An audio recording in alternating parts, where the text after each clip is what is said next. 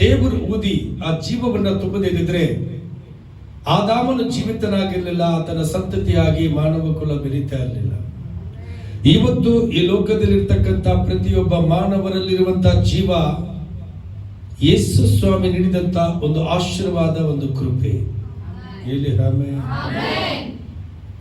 ನೀವಿದ್ದೀರಾ ಇಲ್ಲ ಅಂತ ಗೊತ್ತಾಗಲಿಲ್ಲ. ಹಲ್ಲೆಲೂಯಾ. ಯೋಹಾನ 11 ಅಧ್ಯಾಯದಲ್ಲಿ 25ನೇ ವಚನವನ್ನು ನಾವು ನೋಡೋಣ.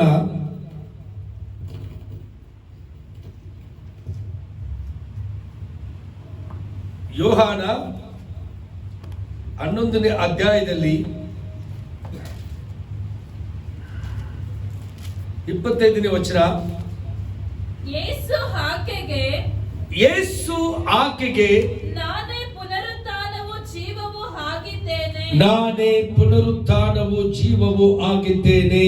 ನನ್ನನ್ನು ನಂಬುವವನು ಸತ್ತರೂ ಬದುಕುವನು, ನನ್ನನ್ನು ನಂಬುವವನು ಸತ್ತರೂ ಬದುಕುವನು. ಹಲ್ಲೆಲೂಯಾ. ನಾನೇ ಜೀವವು ಪುನರುತ್ಥಾನವು ಆಗಿದ್ದೇನೆ. ಯೋಹಾನ ಗ್ರಂಥ ಜಾನ್ ಚಾಪ್ಟರ್ 11:25 ಅಲ್ಲಿ ಏಸಪ್ಪ ಹೇಳಿದ್ದು. ಮತ್ತೆ 14ನೇ ಅಧ್ಯಾಯದಲ್ಲಿ 6ನೇ ವಚನವನ್ನು ನಾವು ನೋಡುವಾಗ ಅವನು ಜೀವವನ್ನು ಹೊಂದಿದ್ದಾನೆ ಮತ್ತು ಆತನು ಜೀವವಾಗಿದ್ದಾನೆ. ಯೇಸು ಸ್ವಾಮಿ ಜೀವವನ್ನ ಹೊಂದಿ ಪುನರುತ್ಥಾನಗೊಂಡು ಬಂದ ಮೇಲೆ ಆತನು ಜೀವವಾಗಿದ್ದಾನೆ. ಪ್ರತಿಯೊಬ್ಬರಿಗೂ ಏನಾದ್ರೂ ಬಾಯಿ ತೆರೀತೀರಾ?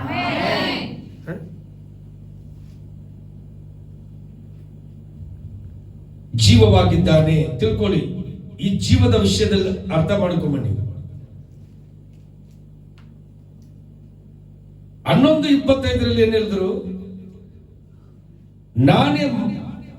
ನಾನೇ ಪುನರುತ್ಥಾನವು ಮತ್ತು ಜೀವವು ಆಗಿದ್ದೇನೆ. 14:6 ಏನ್ ಹೇಳುತ್ತೆ? ನಾನೇ ಮಾರ್ಗವು ಸತ್ಯವು ಜೀವವು ಆಗಿದ್ದೇನೆ. ಮನಸ್ಸಿನಲ್ಲಿ ಜೀವಿಸುವ ಜೀವ ನಾನೇ, ಸತ್ಯ ನಾನೇ ಮತ್ತು ನೀವು ನಡೆಯತಕ್ಕಂಥ ಆದಿ ಮಾರ್ಗವು ನಾನೇ. ದೇವರ ಜೀವವಿಲ್ಲದೆ ಯಾವ ಮನುಷ್ಯನು ಚಲಿಸಲಾರ, ಮಾರ್ಗ ಆ ಮಾರ್ಗದಲ್ಲಿ ನಡೆಯಲಾರ, ಜೀವ ಜೀವಿಸಲಾರ. ಯೇಸು ಸ್ವಾಮಿ ಶ್ವಾಸ ನಿನ್ನಲ್ಲಿರೋದ್ರಿಂದ ಇವತ್ತು ನೀನು ಬದುಕೊಂಡಿದೀಯ. ದೇವರು ಕರ್ಣ ಇಟ್ಟು ನಮ್ಮಲ್ಲಿ ಆ ಶ್ವಾಸವನ್ನ ದೃಢವಾಗಿ ನೆಲೆಗೊಳಿಸಿದ್ರಿಂದ ಇವತ್ತು ಮನುಷ್ಯ ನಾನು ಜೀವಿಸ್ತಾ ಇದ್ದೀನಿ ಅಂತ ಅಹಂಕಾರ ಪಡುತ್ತಾನೆ. ಬಟ್ ನಮ್ಮಲ್ಲಿರ್ತಕ್ಕಂಥ ಜೀವ ನಮ್ಮದಲ್ಲ. ಎಷ್ಟೋ ಜನ ಬಂದ್ರು, ಎಷ್ಟೋ ಜನ ಹೊರಟೋದ್ರು, ಜೀವವನ್ನ ತೊರೆದು ಹೊರಟೋದ್ರು. ಆ ಜೀವ ತೊರೆಯೋದು ಅಂದ್ರೆ ಏನು? ಜೀವ ಮನುಷ್ಯನಿಂದ ಯಾವಾಗ ಯಾಕೆ ಹೊರಟೋಗುತ್ತೆ ಬಿಟ್ಟು? ಎಲ್ಲಿ? ಹಲ್ಲೆಲೂಯಾ. ಕೆಲವು ವರ್ಷಗಳ ಹಿಂದೆ ತಿಳ್ಕೊಳ್ಳಿ, ನಮ್ಮ ಭಾರತ ದೇಶದ ಪ್ರೈಮ್ ಮಿನಿಸ್ಟರ್ ಯಾರು? ಜವಾಹರ್ಲಾಲ್ ನೆಹರು ಇದ್ರು. ನೋಡಿದ್ದೀರಾ? ನೆಹರು ಅವರು ಅಮೆರಿಕವನ್ನ ಸಂದರ್ಶಿಸೋದಕ್ಕೆ ಹೋದ್ರು. ಅಮೆರಿಕದಲ್ಲಿ ಸುತ್ತಾಡೋದಕ್ಕೆ ಅಂತ ಹೋದ್ರು. ಅಲ್ಲಿ ಹೋದಾಗ ಏಜ್ಡ್ ಮ್ಯಾನ್ ಅಂದ್ರೆ 150 ವರ್ಷ 160 ವರ್ಷ ಆಗಿದೆ, ಒಬ್ಬ ದೇವ ಸೇವಕರನ್ನ ಭೇಟಿ ಆಗೋದಕ್ಕೆ ಹೋಗಿದ್ರು ಅವರು. ಆತನ ಹೆಸರು ಇನ್ಸ್ಟೈನ್ ಅಂತ. ಆತನ ಹತ್ರ ಹೋಗಿ ಕೇಳ್ತಾರೆ, ಆತನನ್ನ ಸಂದರ್ಶಿಸಿ ಕೇಳ್ತಾರೆ ಅವರು, ನಾನು ಆ ವ್ಯಕ್ತಿಯನ್ನ ಹೋಗಿ ಸಂದರ್ಶಿಸಬೇಕು ಅಂದ್ರೆ ನಾನು ಭೇಟಿ ಆಗ್ಬೇಕು ಅಂತ ಕೇಳಿದಾಗ ಅವ್ರಿಗೆ ಪರ್ಮಿಷನ್ ಸಿಕ್ತು, ಭೇಟಿ ಆಗ್ಬೋದು ಅಂತ. ನೆಹರು ಹೋಗಿದ್ದು ರಾಜಕೀಯದ ಪ್ರಯಾಣದ ವಿಷಯದಲ್ಲಿ, ರಾಜಕೀಯದ ವಿಷಯವಾಗಿ ಬ್ರಿಟನ್ಗೆ ಪ್ರಯಾಣ ಮಾಡಿದ್ರು. ಆದ್ರೆ ಅಲ್ಲಿ ಹೋದಾಗ 165-70 ವರ್ಷ ಜೀವಿಸಿರುವಂತ ಒಬ್ಬ ದೇವ ಸೇವಕರನ್ನ, ಇನ್ಸ್ಟೈನ್ ಅನ್ನೋನ್ನ ಭೇಟಿ ಆಗ್ಬೇಕು ಅಂತ ಅವ್ರಿಗೆ ಆಸೆ ಹುಟ್ಟುತ್ತಂತೆ. ಆಗ ಅವರ ಪ್ರಯಾಣ ಯಾವುದಾಗಿತ್ತು? ರಾಜಕೀಯ ಪ್ರಯಾಣವಾಗಿತ್ತು. ಅವರು ರಾಜಕೀಯದ ವಿಷಯದಲ್ಲಿ ಮತ್ತು ಅನೇಕ ವಿಷಯಗಳಲ್ಲಿ ಅಲ್ಲಿ ಬ್ರಿಟನ್ ಅಲ್ಲಿ ಹೋಗಿ ಚರ್ಚೆ ಮಾಡೋದಕ್ಕಂತ ಹೋದ್ರು ಅವರು. ಆದ್ರೆ ಅಲ್ಲಿಗೆ ಹೋದಾಗ ಒಬ್ಬ ಕ್ರಿಶ್ಚಿಯನ್ ದೇವ ಸೇವಕರನ್ನ ಭೇಟಿ ಆಗೋದಕ್ಕೆ ಪರ್ಮಿಷನ್ ಕೇಳಿದ್ರಂತೆ ಹೊರೋಗಿ. ಆಗ ನೆಹರು ಏನ್ ಹೇಳಿದ್ರಂತೆ ಅಲ್ಲಿ, ನಾನ್ ನಿಮ್ಮನ್ನ ಒಂದು ಪ್ರಶ್ನೆ ಕೇಳಬೇಕು. ಯಾರಿಗೆ ಕೇಳಿದ್ದು? ಇನ್ಸ್ಟೆಂಟ್ ನೆಹರು ಕೇಳ್ತಾರೆ, ನಾನು ನಿಮ್ಮನ್ನ ಒಂದು ಪ್ರಶ್ನೆ ಕೇಳಬಹುದಾ? ಆಮೇನ್. ನಿಮಗೆ ಜೀವ ಅನ್ನೋ ಪದಕ್ಕೆ ಅರ್ಥವನ್ನ ಕಂಡುಕೊಂಡಿದ್ದೀರಾ ನೀವು ಅಂತ ಕೇಳ್ತಾರೆ. ಯಾರನ್ನ? 170 ವರ್ಷಗಳ ಕಾಲ ನೀವು ಜೀವಿಸ್ತಾ ಇದ್ದೀರಾ, ಆ ಜೀವ ಅನ್ನೋ ಪದಕ್ಕೆ ಅರ್ಥವನ್ನ ಕಂಡುಕೊಂಡಿದ್ದೀರಾ ಅಂತ ಕ್ವಶನ್ ಹೇಳ್ತಾರೆ. ಯಾರು? ನೆಹರು. ನಮ್ಮ ಭಾರತ ದೇಶದ PM ಆಗಿದ್ದವರು ಇನ್ಸ್ಟೈನ್ ಅನ್ನೋ ಒಬ್ಬ ದೇವ ಸೇವಕರಿಗೆ, ನೀವು ಲಾಂಗ್ ಲೈಫ್ ಜೀವಿಸ್ತಾ ಇದ್ದೀರಾ, ಬಟ್ ಆ ಜೀವದ ಪದಕ್ಕೆ ಅರ್ಥ ಕಂಡುಕೊಂಡಿದ್ದೀರಾ? ಆಗ ಇನ್ಸ್ಟೈನ್ ಅವರು ತಲೆ ತೆಗೆಸ್ಕೊಂಡ್ಬಿಟ್ಟು ಉತ್ತರ ಕೊಡಕ್ಕಾಗದೆ ಇಲ್ಲ ಅಂದ್ರಂತೆ. ಇಲ್ಲ ಅಂತ ಹೇಳಿದ್ರಂತೆ. ಇಲ್ಲ ಅಂತ ಜೀವ ಎನ್ನುವ ಪದದ ಅರ್ಥಕ್ಕೆ ನಾನು ಉತ್ತರನೇ ಕಂಡುಕೊಂಡಿಲ್ಲ ಅಂತ ಹೇಳ್ಬಿಟ್ರು. ಜೀವಿಸ್ತಾ ಇದ್ದೀನಿ, ಆದ್ರೆ ಜೀವ ಅನ್ನೋ ಪದಕ್ಕೆ ನಾನು ಅರ್ಥನೇ ಕಂಡುಕೊಂಡಿಲ್ಲ. ಆಗ ಸತ್ಯವೇದ ಈ ಪ್ರಶ್ನೆಗೆ ಉತ್ತರ ಕೊಡ್ತದೆ. ಹೇಳ್ತಾನಂತೆ, ನಾನು ಕಂಡುಕೊಂಡಿಲ್ಲ, ಅರ್ಥ ಮಾಡ್ಕೊಳ್ಳಿ, ಗೊತ್ತಿಲ್ಲ ಅಂತಲ್ಲ. ಆತನ ನೆಹರುಗೆ ಏನು ಉತ್ತರ ಕೊಟ್ಟ? ನೀವು ಜೀವಿಸ್ತಾ ಇದ್ದೀರಾ, long life you living in earth, ಆದ್ರೆ ಅದಕ್ಕೆ ಅರ್ಥ ಗೊತ್ತಾ ನಿನಗೆ ಅಂತ ಕೇಳಿದಾಗ ನನಗೆ ಖಂಡಿತವಾಗ್ಲೂ ಗೊತ್ತಿಲ್ಲ, ಆದ್ರೆ ನಿನ್ನ ಪ್ರಶ್ನೆಗೆ ಉತ್ತರ ಬೈಬಲ್ ಕೊಡುತ್ತೆ ಅಂತೇಳಿ ಬೈಬಲ್ ಅನ್ನು ಅವ್ರ ಕೈ ಕೊಟ್ರಂತೆ. ಯಾರ ಕೈಗೆ? ನೆಹರು ಕೈಗೆ ಕೊಟ್ರಂತೆ ಅವರು. ಈ ಬೈಬಲ್ ಉತ್ತರ ಕೊಡುತ್ತೆ. ಏನು? ನಮ್ಮ ಯೇಸಪ್ಪ ಹೇಳ್ತಾರೆ, ನಾನೇ ಜೀವವು, ನಾನೇ ಸತ್ಯವು, ನಾನೇ ಮಾರ್ಗವು. ನಾನು ಜೀವಿಸ್ತಾ ಇರೋದು ನಾನಲ್ಲ, ಅದರ ಅರ್ಥ ನನಗೆ ಗೊತ್ತೇ ಇಲ್ಲ. ಯೇಸು ಸ್ವಾಮಿ ನನ್ನಲ್ಲಿ ಜೀವಿಸ್ತಾ ಇದ್ದಾನೆ, ಅದಕ್ಕಾಗಿ ನಾನು ಜೀವಂತವಾಗಿದ್ದೀನಿ ಅಂತ ಹೇಳಿ. ಆಮೇನ್. ಆಗ ನಿಮ್ಮಲ್ಲಿ ಜೀವಿಸ್ತಾ ಇರೋರು ಯಾರು?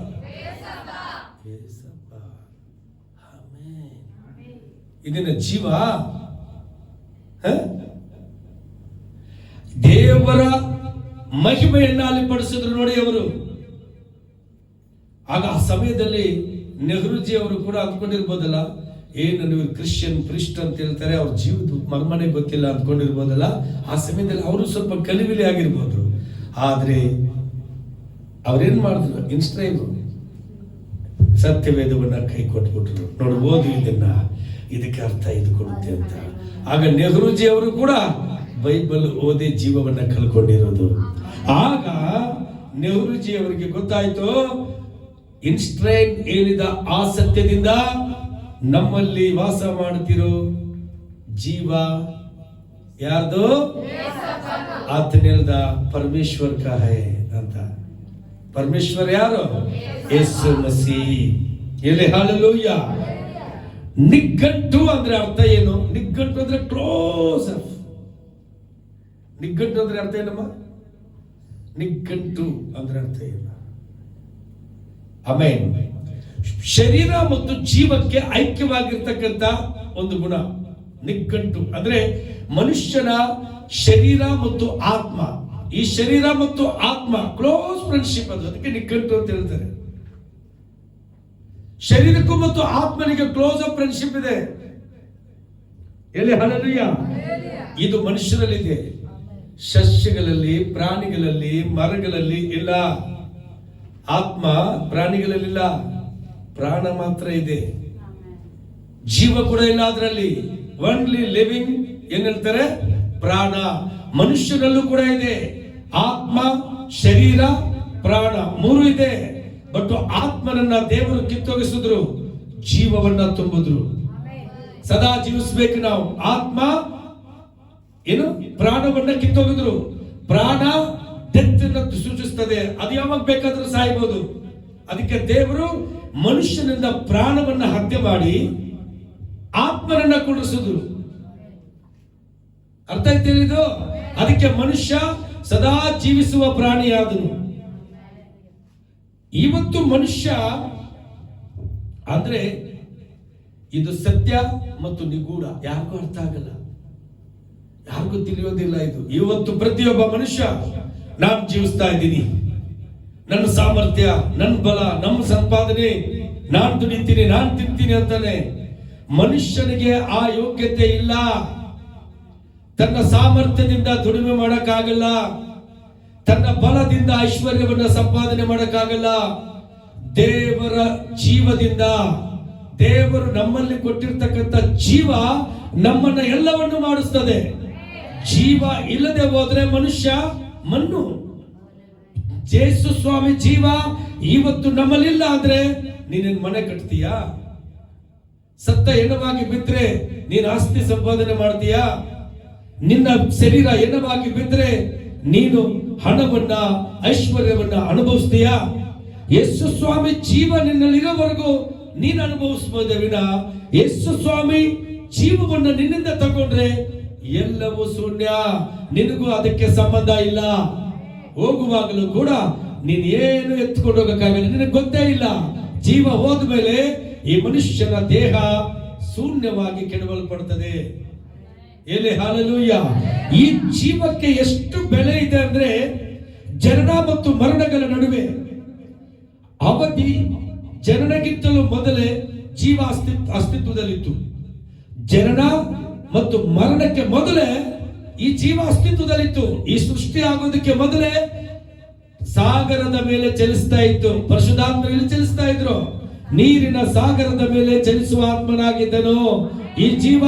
ಈ ಲೋಕದಲ್ಲಿ ಮನುಷ್ಯನು, ಪ್ರಾಣಿಗಳು ಯಾವುದು ಇಲ್ದಿರುವಾಗಲೂ ಕೂಡ ಈ ಜೀವ ಅಲ್ಲಿ ನಡೆದಾಡ್ತಾ ಇತ್ತು. ಮೊದಲೇ ಅಸ್ತಿತ್ವದಲ್ಲಿತ್ತು. ಫಿಕ್ಸ್ ಬಂದ್ಬಿಟ್ಟಿದ್ರು ಅವರು, ಇಲ್ಲಿ ಲೋಕದಲ್ಲಿ ಇದ್ರು. ಇವಾಗ ಮನುಷ್ಯ ಹೇಳ್ತಾನೆ, ನಾನು ಜೀವಿಸ್ತಾ ಇದ್ದೀನಿ, ಇದು ನನ್ನ ಸಂಪಾದನೆ, ಇದು ನನ್ನ ಹಣ, ಇದು ನನ್ನ ಆಸ್ತಿ, ಇದು ನಾನು ಮನೆ ಕಟ್ಟಿದ್ದೀನಿ, ಈ ಐಶ್ವರ್ಯ ನಂದು.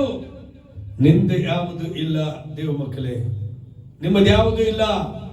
ದೇವರ ಜೀವ ಶ್ವಾಸ ನಿನ್ನಲ್ಲಿ ಊದಿದ್ದರಿಂದ ಇದುವರೆಗೂ ಕೃತಜ್ಞತೆ ಹೇಳು ದೇವರಿಗೆ. ನಾವೆಲ್ಲ ಬದುಕಿದ್ದೀವಿ. ಬಡವನಾಗಿದ್ರು ಸರಿ, ಐಶ್ವರ್ಯವಂತನಾಗಿದ್ರು ಸರಿ, ದಾರಿದ್ರ್ಯದಲ್ಲಿರೋವನಾಗಿದ್ರು ಸರಿ, ಒಬ್ಬ ಪಾಪಿ ಆಗಿದ್ರು ಸರಿ, ಇವತ್ತರೆಗೂ ಜೀವಂತವಾಗಿದ್ದೀವಿ, ಜೀವಿಸ್ತಾ ಇದ್ದೀವಿ ಅಂತಂದ್ರೆ ಯೇಸು ಸ್ವಾಮಿ ನಮ್ಮಲ್ಲಿ ಊದಿರುವ ಜೀವ ಶ್ವಾಸ. ಆ ಜೀವ ಶ್ವಾಸ ನಮ್ಮಲ್ಲಿರೋದ್ರಿಂದ ಇವತ್ತಿನವರೆಗೂ ಸ್ಟಿಲ್ ಟುಡೇ ಈ ಸಮಯದವರೆಗೂ ನಾವು ಜೀವಿಸ್ಕೊಂಡಿದ್ದೀವಿ. ಆ ಜೀವ ಹೊರಗಡೆ ಹೋದ್ರೆ ಇವತ್ತು ರಾತ್ರಿಗೆ ಕೆಡವಲ್ಪಡ್ತೀವಿ. ಹಾಸಿಗೆಯಿಂದ ಮೇಲೆ ಎದ್ದೇಳೋದಿಲ್ಲ ಮನುಷ್ಯ. ಒಂದು ವೇಳೆ ದುರಾತ್ಮಗಳು ಬಂದು ನಿನ್ನ ಜೀವವನ್ನ ಕದ್ಕೊಂಡು ಹೋಗೋದಕ್ಕೆ ಬಂದಾಗ ಪರಿಶುದ್ಧಾತ್ಮರು ಆ ಜೀವವನ್ನ ಕಾಪಾಡೋದಕ್ಕೆ ನಿಮ್ಮ ಬಳಿಯೇ ಇರ್ತಾರೆ. ಯಾಕೆ? ಆ ಜೀವ ಸೈತಾನನಿಗೆ ಸಂಬಂಧವಲ್ಲ. ಆ ಜೀವ ಯೇಸು ಕ್ರಿಸ್ತನಾಗಿದ್ದಾನೆ. ನಮ್ಮಲ್ಲಿರ್ತಕ್ಕಂಥ ಜೀವ ಯೇಸು ಕ್ರಿಸ್ತನು. ಇವತ್ತು ನಾನು ಬದುಕಿದ್ದೀನಿ ಅನ್ನೋ ಆ ಬದುಕಿದ್ದೀನಿ ಅನ್ನೋ ಶಬ್ದ ಯೇಸು ಕ್ರಿಸ್ತನೇ ಆಗಿದ್ದಾನೆ. ಆತನೇ ತಾನೇ ಆದಿಯಲ್ಲಿ ಶ್ವಾಸವನ್ನು ಊದಿದ್ದು. ಹೆಸರು ನಂಬ್ತೀರಾ? ಆತನೇ ಆದಿಯಲ್ಲಿ ಈ ಗೊಂಬೆಗೆ ಶ್ವಾಸವನ್ನು ಊದಿದ್ದು. ತಾಯಿಯ ಗರ್ಭದಲ್ಲೂ ಕೂಡ ಆದಾಮನನ್ನ ಉಂಟು ಮಾಡದ ಹಾಗೆ ಪಿಂಡವನ್ನ ಇಡ್ತಾರೆ. 9 ತಿಂಗಳು ಅದು ರೂಪಿಸಿಕೊಂಡು ಹೊರಗಡೆ ಬರುವಾಗಲೇ ಶ್ವಾಸವನ್ನ ಊದೋದು ದೇವರು. ಆ ಪ್ರಕ್ರಿಯೆ ಇವತ್ತು ನಡೀತಾ ಇದೆ. ತಾಯಿಯ ಗರ್ಭದಿಂದ ನಾವು ಹುಟ್ಟಿ ಬಂದಾಗ ತಾಯಿ ಮಡಿಲಲ್ಲಿ ಎತ್ತುಕೊಂಡು ಶ್ವಾಸವನ್ನ ಊದಲಿಲ್ಲ. ಎಲ್ಲಿ ಆಮೆನ್. ತಾಯಿ ಮಗುವನ್ನ ಹುಟ್ಟಿದ ತಕ್ಷಣ ಕೈಯಲ್ಲಿ ಎತ್ತುಕೊಂಡು ತನ್ನ ಶ್ವಾಸವನ್ನ ಊದಿ ಜೀವ ಕೊಡಲಿಲ್ಲ. ಗರ್ಭದಿಂದ ಹೊರ ಬರುವಾಗಲೇ ಯೇಸು ಸ್ವಾಮಿ ಶ್ವಾಸವನ್ನ ಊದ್ತಾರೆ. ಯಾಕೆ? ಆದಾಮನ ಕಾಲದಿಂದ ಈ ಪ್ರಕ್ರಿಯೆಯಲ್ಲಿ ಇದು ಈ ಕ್ರಿಯೆ ಇವತ್ತಿಗೂ ನಡೀತಾ ಇದೆ. ಮನುಷ್ಯನ ಸೃಷ್ಟಿ ಯೇಸುವಿನದು. ಈ ಲೋಕದಲ್ಲಿ ಯಾವ ಶಕ್ತಿಯು ಉಂಟು ಮಾಡಲಿಲ್ಲ, ಮಾಡೋದಕ್ಕೂ ಆಗಲ್ಲ. ಮತ್ತು ಜೀವವನ್ನ ಊದಿದ್ದು ಅವರೇ. ಇವತ್ತು ಹುಟ್ಟುವ ಪ್ರತಿ ಶಿಶುವಿಗೂ ತಾಯಿಯ ಗರ್ಭದಿಂದ ಬರುವ ಒಂದು ಕ್ಷಣದಲ್ಲಿ ಶ್ವಾಸವನ್ನ ಊದಿ ಕಳಿಸ್ತಾರೆ. ಇವತ್ತು ಆ ಪ್ರಕ್ರಿಯೆ ನಡೀತಿದೆ. ಯೋಬ ಗ್ರಂಥದಲ್ಲಿ ನೋಡೋಣ. ಯೋಬ ಜೋಬ್ ಚಾಪ್ಟರ್ 1:21 ವರ್ಡ್ಸ್. ಈಗ ಜೀವವು ಸಸ್ಯ ಮತ್ತು ಪ್ರಾಣಿಗಳ ಆಸ್ತಿಯಾಗಿರುತ್ತದೆ. ಇದು ಬೆಳವಣಿಗೆ, ಪೋಷಣೆ, ಉಸಿರಾಟ ಮತ್ತು ಪುನರುತ್ತಿಯನ್ನು ಒಳಗೊಂಡಿದೆ. ಈ ಜೀವ ಇಲ್ಲದೆ ಇದ್ರೆ ಮನುಷ್ಯ ಗ್ರೋ ಅಪ್ ಆಗಲ್ಲ. ಈ ಜೀವ ಇದ್ರೆ ಮನುಷ್ಯನು ಬೆಳೆಯಲ್ಲ. ಈ ಜೀವ ಇಲ್ಲದೆ ಇದ್ರೆ ಮನುಷ್ಯನಿಗೆ ಜ್ಞಾನೋದಯ ಆಗಲ್ಲ. ಎಲ್ಲಿ ಜೀವ ಇದ್ರೆ ತಾನೇ ಅವನು ಬೆಳೆಯೋದು. ಈಗ ಯಾವ ರೀತಿ ಯೇಸು ಸ್ವಾಮಿ ಯಾವ ರೀತಿ ಶಿಶುವಲ್ಲಿ ಜೀವವನ್ನು ತುಂಬುತ್ತಾರೋ ಅದು ಮನುಷ್ಯರನ್ನ ಬೆಳೆಸ್ತದೆ. 1 ವರ್ಷ, 2 ವರ್ಷ, 3 ವರ್ಷ, 4 ವರ್ಷ, 10 ವರ್ಷ, 100 ವರ್ಷದವರೆಗೂ ಮರವಾಗಿ ನಿಲ್ಲಿಸ್ತದೆ. ಪೌಷ್ಟಿಕ ಜೀವನೇ ಈ ಮರ, ಈ ಗಿಡಕ್ಕೆ, ಮನುಷ್ಯನೆಂಬ ದೇಹಕ್ಕೆ ಯೇಸು ಸ್ವಾಮಿ ಜೀವನೇ ಆಧಾರ. ಕಳಚಿ ಬಿದ್ದ ಮನುಷ್ಯ ಕಳಚಿ ಬೀಳ್ತ. ಓದಮ್ಮ 1:21. ಏನು ಇಲ್ಲದವನಾಗಿ ತಾಯಿಯ ಗರ್ಭದಿಂದ ಬಂದೆನು, ಏನು ಇಲ್ಲದವನಾಗಿ ಗತಿಸಿ ಹೋಗುವೆನು. ಆಮೆನ್. ಮನುಷ್ಯನಲ್ಲಿ ಈ ಜೀವ ಟೇವನಾತಿ. ಇದು ಅಂದ್ರೆ ಕೆಲವು ಸಲ ಟೇವನಾತಿ ಅಂದ್ರೇನು? Temporary account. ಬ್ಯಾಂಕ್ಗಳಲ್ಲಿ ಠೇವಣಿ ಮಾಡಿರ್ತೀವಲ್ಲ ಕಾಸುಗಳು, ಇಷ್ಟ ಬಂದಾಗ ಬೇಜಾರಾದ್ರೆ ಏನ್ ಮಾಡ್ತೀವಿ? ಠೇವಣಿ ಕ್ಲೋಸ್ ಮಾಡ್ಬಿಡ್ತೀವಿ. ಕರೆಕ್ಟಾ? ಅಯ್ಯೋ ಬೇಡ ಈ ಬ್ಯಾಂಕ್ ಖಾತೆನೇ ಬೇಡ, ತುಂಬಾ ಹೊತ್ತು ನಿಂತ್ಕೋಬೇಕಲ್ಲ ಹೋಗಿ, ಬ್ಯಾಂಕ್ ಸರಿ ಇಲ್ಲ. ಹೌದಾ? ಅದು ಆ ಬ್ಯಾಂಕ್ ಸರಿ ಇಲ್ಲ, ಬೇರೆ ಯಾವ್ದಾದ್ರು ಬ್ಯಾಂಕ್ ಅಲ್ಲಿ ಠೇವಣಿ ಮಾಡ್ಕೊಳ್ಳೋಣ. ಏನ್ ಮಾಡ್ತೀವಿ? ಸುಮ್ಮನೆ ಕ್ಲೋಸ್ ಮಾಡ್ಕೊಂಡ್ ಬರಲ್ಲ, ಬೈದ್ ಬಿಟ್ಟು ಆ ಬ್ಯಾಂಕ್ ಅನ್ನ ತಿರಸ್ಕಾರ ಮಾಡಿ, ಛೇ ಈ ಬ್ಯಾಂಕ್ ಸರಿ ಇಲ್ಲ.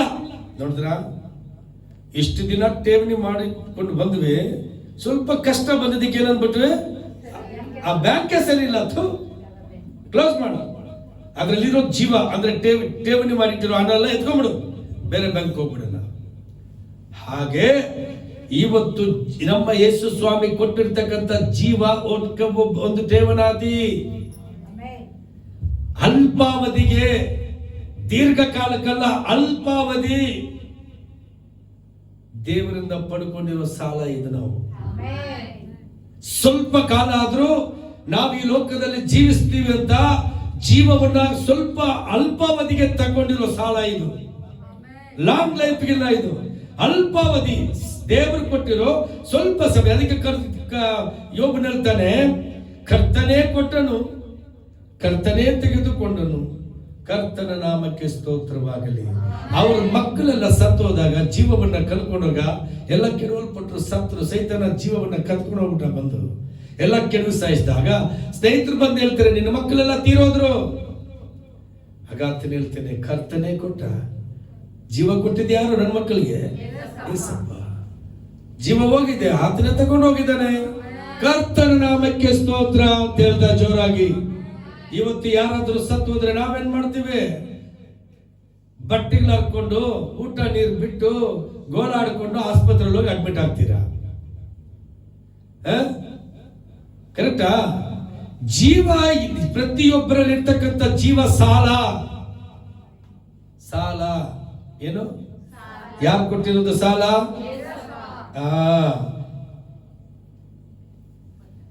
ಈ ಜೀವ ದೇವರಿಂದ ದೊರೆತ ಸ್ವರ್ಣಾರ್ಥಿಕ ಬಹುಮಾನ ಇದು. ಅಂದ್ರೆ ಒಂದು ಗಿಫ್ಟ್ ಇದು. ಪ್ರತಿಯೊಬ್ಬ ಮನುಷ್ಯರಿಗೆ ಒಂದು ಗಿಫ್ಟ್, ಬಹುಮಾನ ಇದು. ಕೆಲವರು ಈ ಬಹುಮಾನವನ್ನ ಗುರುತಿಗಾಗಿ ಅದನ್ನ ಕಾಪಾಡಿಕೊಂಡು ಜೋಪಾನವಾಗಿ ಇಟ್ಕೊಳ್ತಾರೆ. ಕರೆಕ್ಟಾ? ಹೇಳಿ. ನಿಮ್ಗೆ ಯಾರಾದ್ರೂ ಬಹುಮಾನ ಗುರುತಾಗಿ ಬಹುಬಲಿಯಾಗಿ ಕೊಟ್ರೆ, ಬಹುಮಾನವಾಗಿ ಕೊಟ್ರೆ ಏನ್ ಮಾಡ್ತೀರಾ? ಅಯ್ಯೋ ಇದು ನನ್ನ ಫ್ರೆಂಡ್ ಕೊಟ್ಟಿದ್ದಾಳೆ, ಅಯ್ಯೋ ಇವ್ರು ಇಂಥವ್ರು ಕೊಟ್ಟಿದ್ದಾರೆ, ಇದನ್ನ ನಾನು ಹೋಗ್ಲಾಡಿಸಬಾರ್ದು, ಇದನ್ನ ಜೋಪಾನವಾಗಿ ಒಂದು ಉಂಗುರ ಕೊಟ್ಟರು ಕೂಡ ಬಹುಬಲಿಯಾಗಿ ಅದನ್ನ ನೀವು ಕಾಪಾಡಿಟ್ಕೊಂಡಿರ್ತೀರಾ.